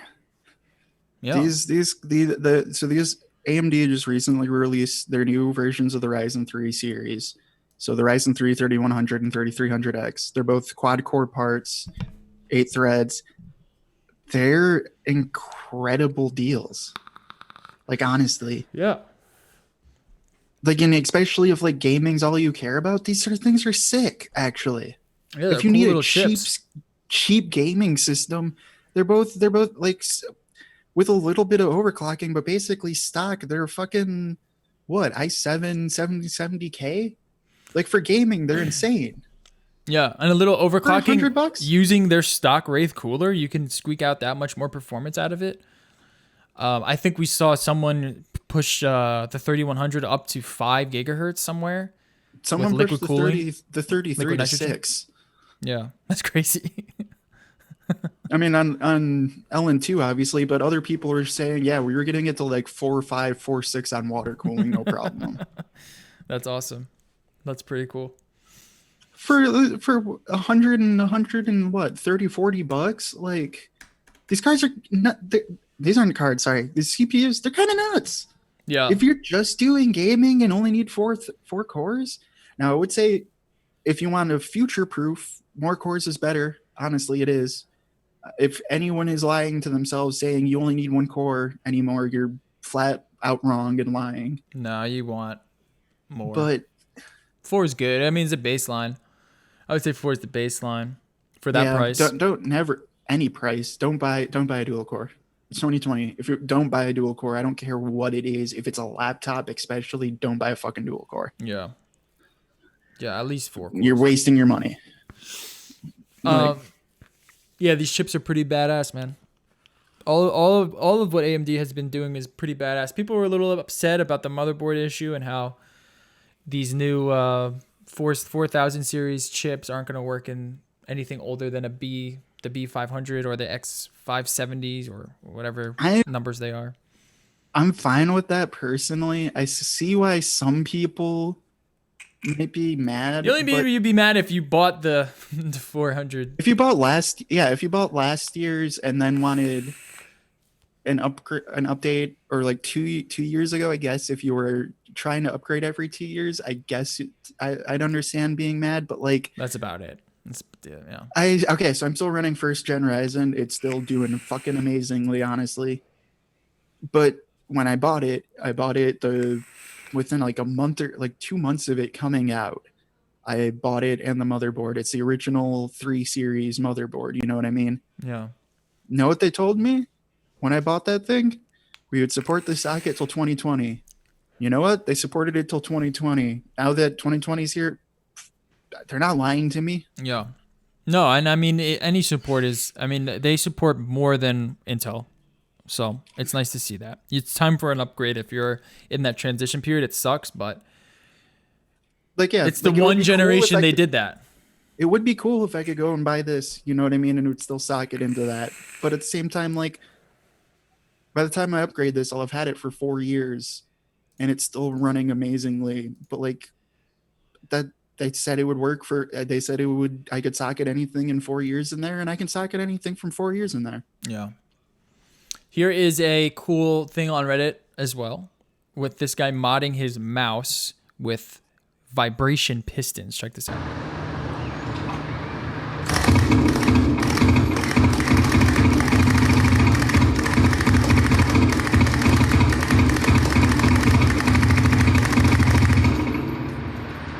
And I think that's pretty fucking cool, dude. I like tactility. I like shit like that. I don't know how practical it is, but I think that's pretty cool. And I kind of wonder if it's actually programmed in the game. You know what I mean? Like if it actually goes with the game or if it just spits out something that says turn on. But I think that's pretty cool. Little rumble going on. All right. I guess we have time to talk about all this. All right, so the iPhone 12 Pro lineup specs have been detailed. John Prosser has dropped it all. iPhone 12 looks like it's going to be priced at $650 at the low end. It's going to come with the BOE OLED Super Retina 5.4 display. iPhone 12 Max 6.1 BOE OLED Super Retina, 4 gigs RAM, $750. So you get about $100 upgrade. iPhone 12 Pro is going to come 6 gigs. And it's going to come with the Samsung Super Retina XDR with ProMotion and 10-bit color depth at $1,000. And then the 12 Pro Max 6.7 inch, 6 gigabytes of RAM at $1,100 on the low end with the same Super Retina XDR ProMotion, 10-bit color depth. So there you go. There's your updates on your iPhones, which is exciting. I like the design of it. I like these iPhones. I'm going to upgrade to them. I'm still on the 10X, 10S, XS. This video Sounds cool. We'll see. I'll wait till it's more reality.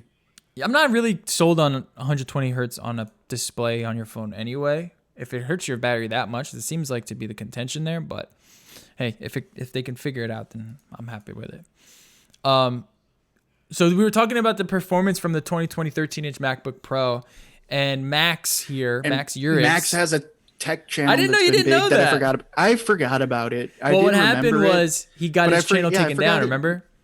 Yeah. No, but I've always known Max as the camera guy, and I forgot. Oh, yeah, he had a tech channel. Duh.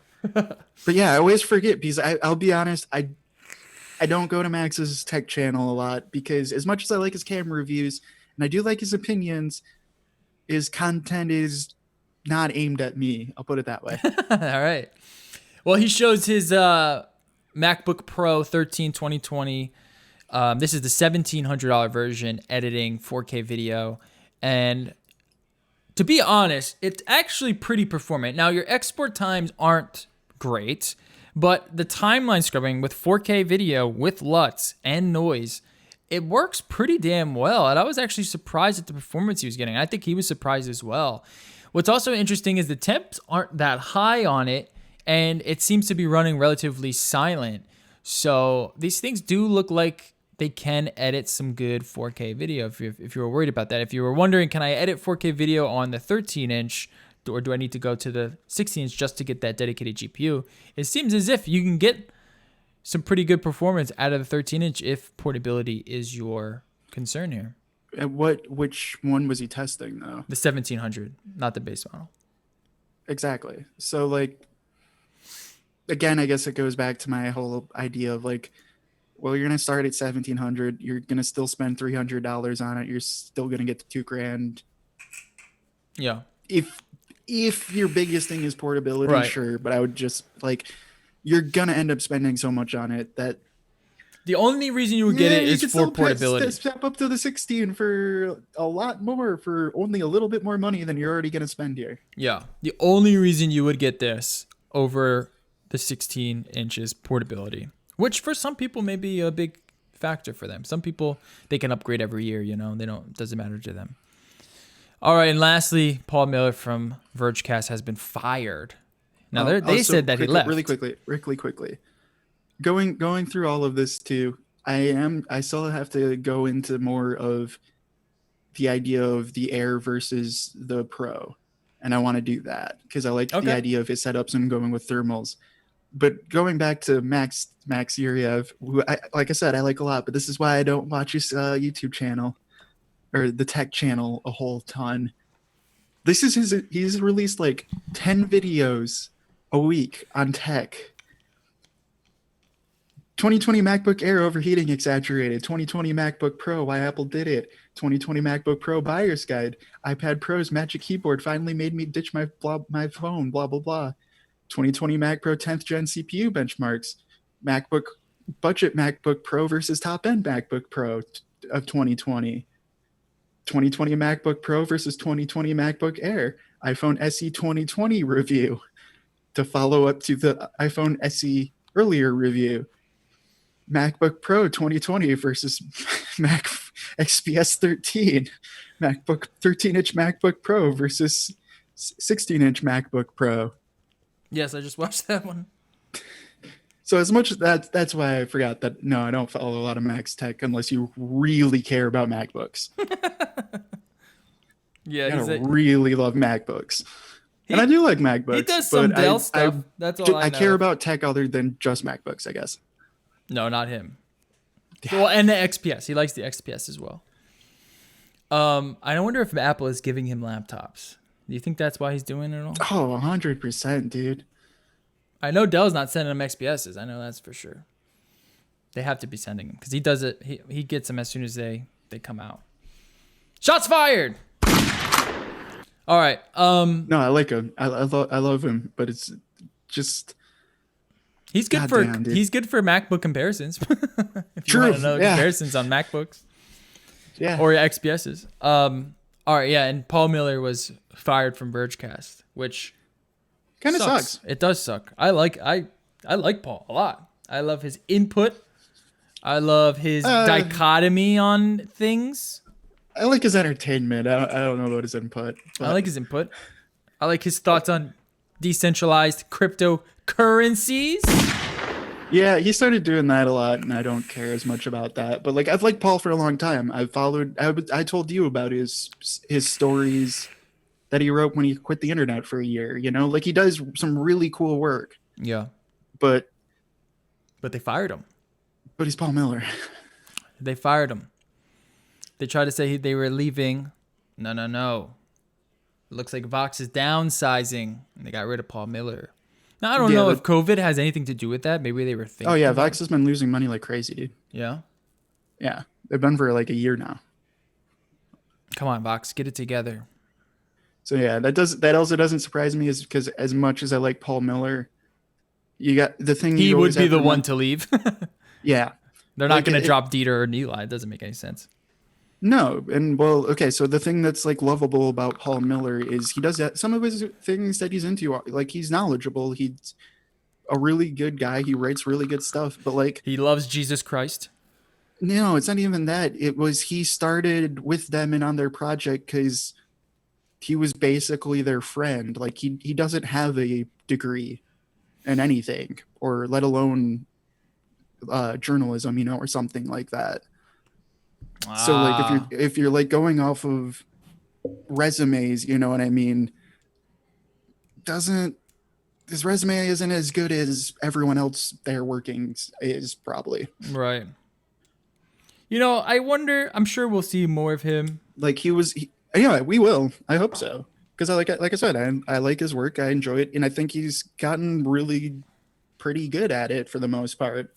But he was definitely at the Verge team, like the definite original blogger guy from Engadget, you know what I mean? Yeah. Like he was like the rest of them were bloggers, but they're more had a journalism degree. He was the OG. Nah, dude, I'm just a fucking guy writing about tech. Yeah. Yep, he's out. He's doing his own thing. He's doing some blockchain podcast now, which I am gonna check out. Blockchain is getting crazy. Is the happening coming up? But yeah, RIP. I'm sure we'll see more of him. I hope he doesn't go down the weird blockchain avenue and get completely lost in it like a lot of guys do.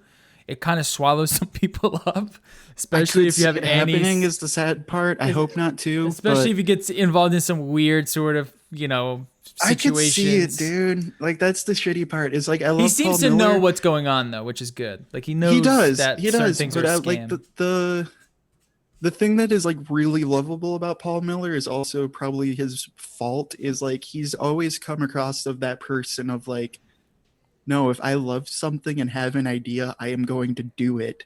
Mm-hmm. Which then surrounding with a bunch of blockchain is Could probably not the best personality choice to be surrounded by blockchain. Yeah, it dudes. could breed trouble, man. Paul, not every coin is good, man. Not every coin is gonna make you money. But I am interested in that because you did talk to a few interesting guys. So that's it. Jam-packed show. Lots of stuff. Lots of news. We covered it all. I'm excited for these new GPUs. I know you're trying to upgrade soon, and it does suck to be in a position where Yeah, like I'm still in the excited about it. I transition just period. But you I'm a want little one bit less- soon. You need one soon, yeah, like I would prefer one soon. Like I could wait, but like I might not just because at the same time, knowing Nvidia, you're not going to see a GPU I actually want for another year. Yeah. You know what I mean?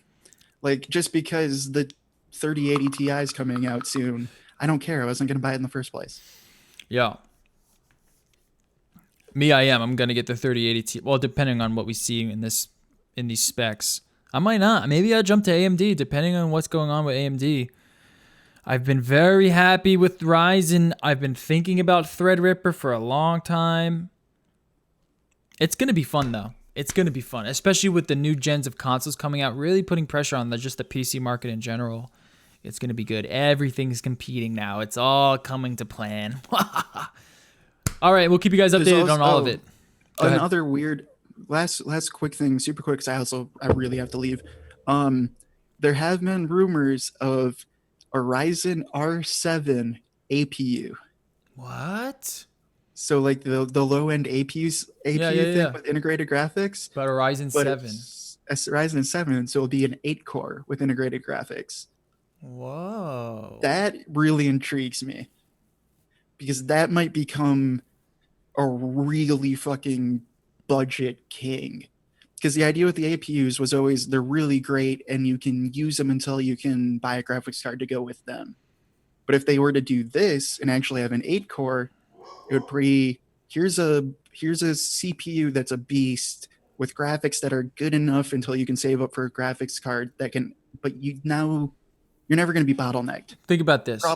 The problem with the cheap ones was you're only getting a 4-core. And when you upgrade it, bottlenecks it, right? Right. But if you can eliminate that bottleneck, but you have good enough from the start, that could be sick, dude. Think about this. I have an iMac there that I use for my videos. Oh yeah, if that thing wasn't a fucking iMac, it'd be killer. Or even just replacing it with a little NUC system with an APU and just attach it to a monitor. Boom, I don't need to worry about something like that. So many fun things. All right, that's it. Good show. Catch you guys later. Tune in every Tuesday, 6:30 p.m. Eastern. Twitch, YouTube, nolife.digital. Head over there. Subscribe. Follow us on iTunes, Spotify, Google Play Radio, Stitcher. We love you all. Skater XL is life. Peace.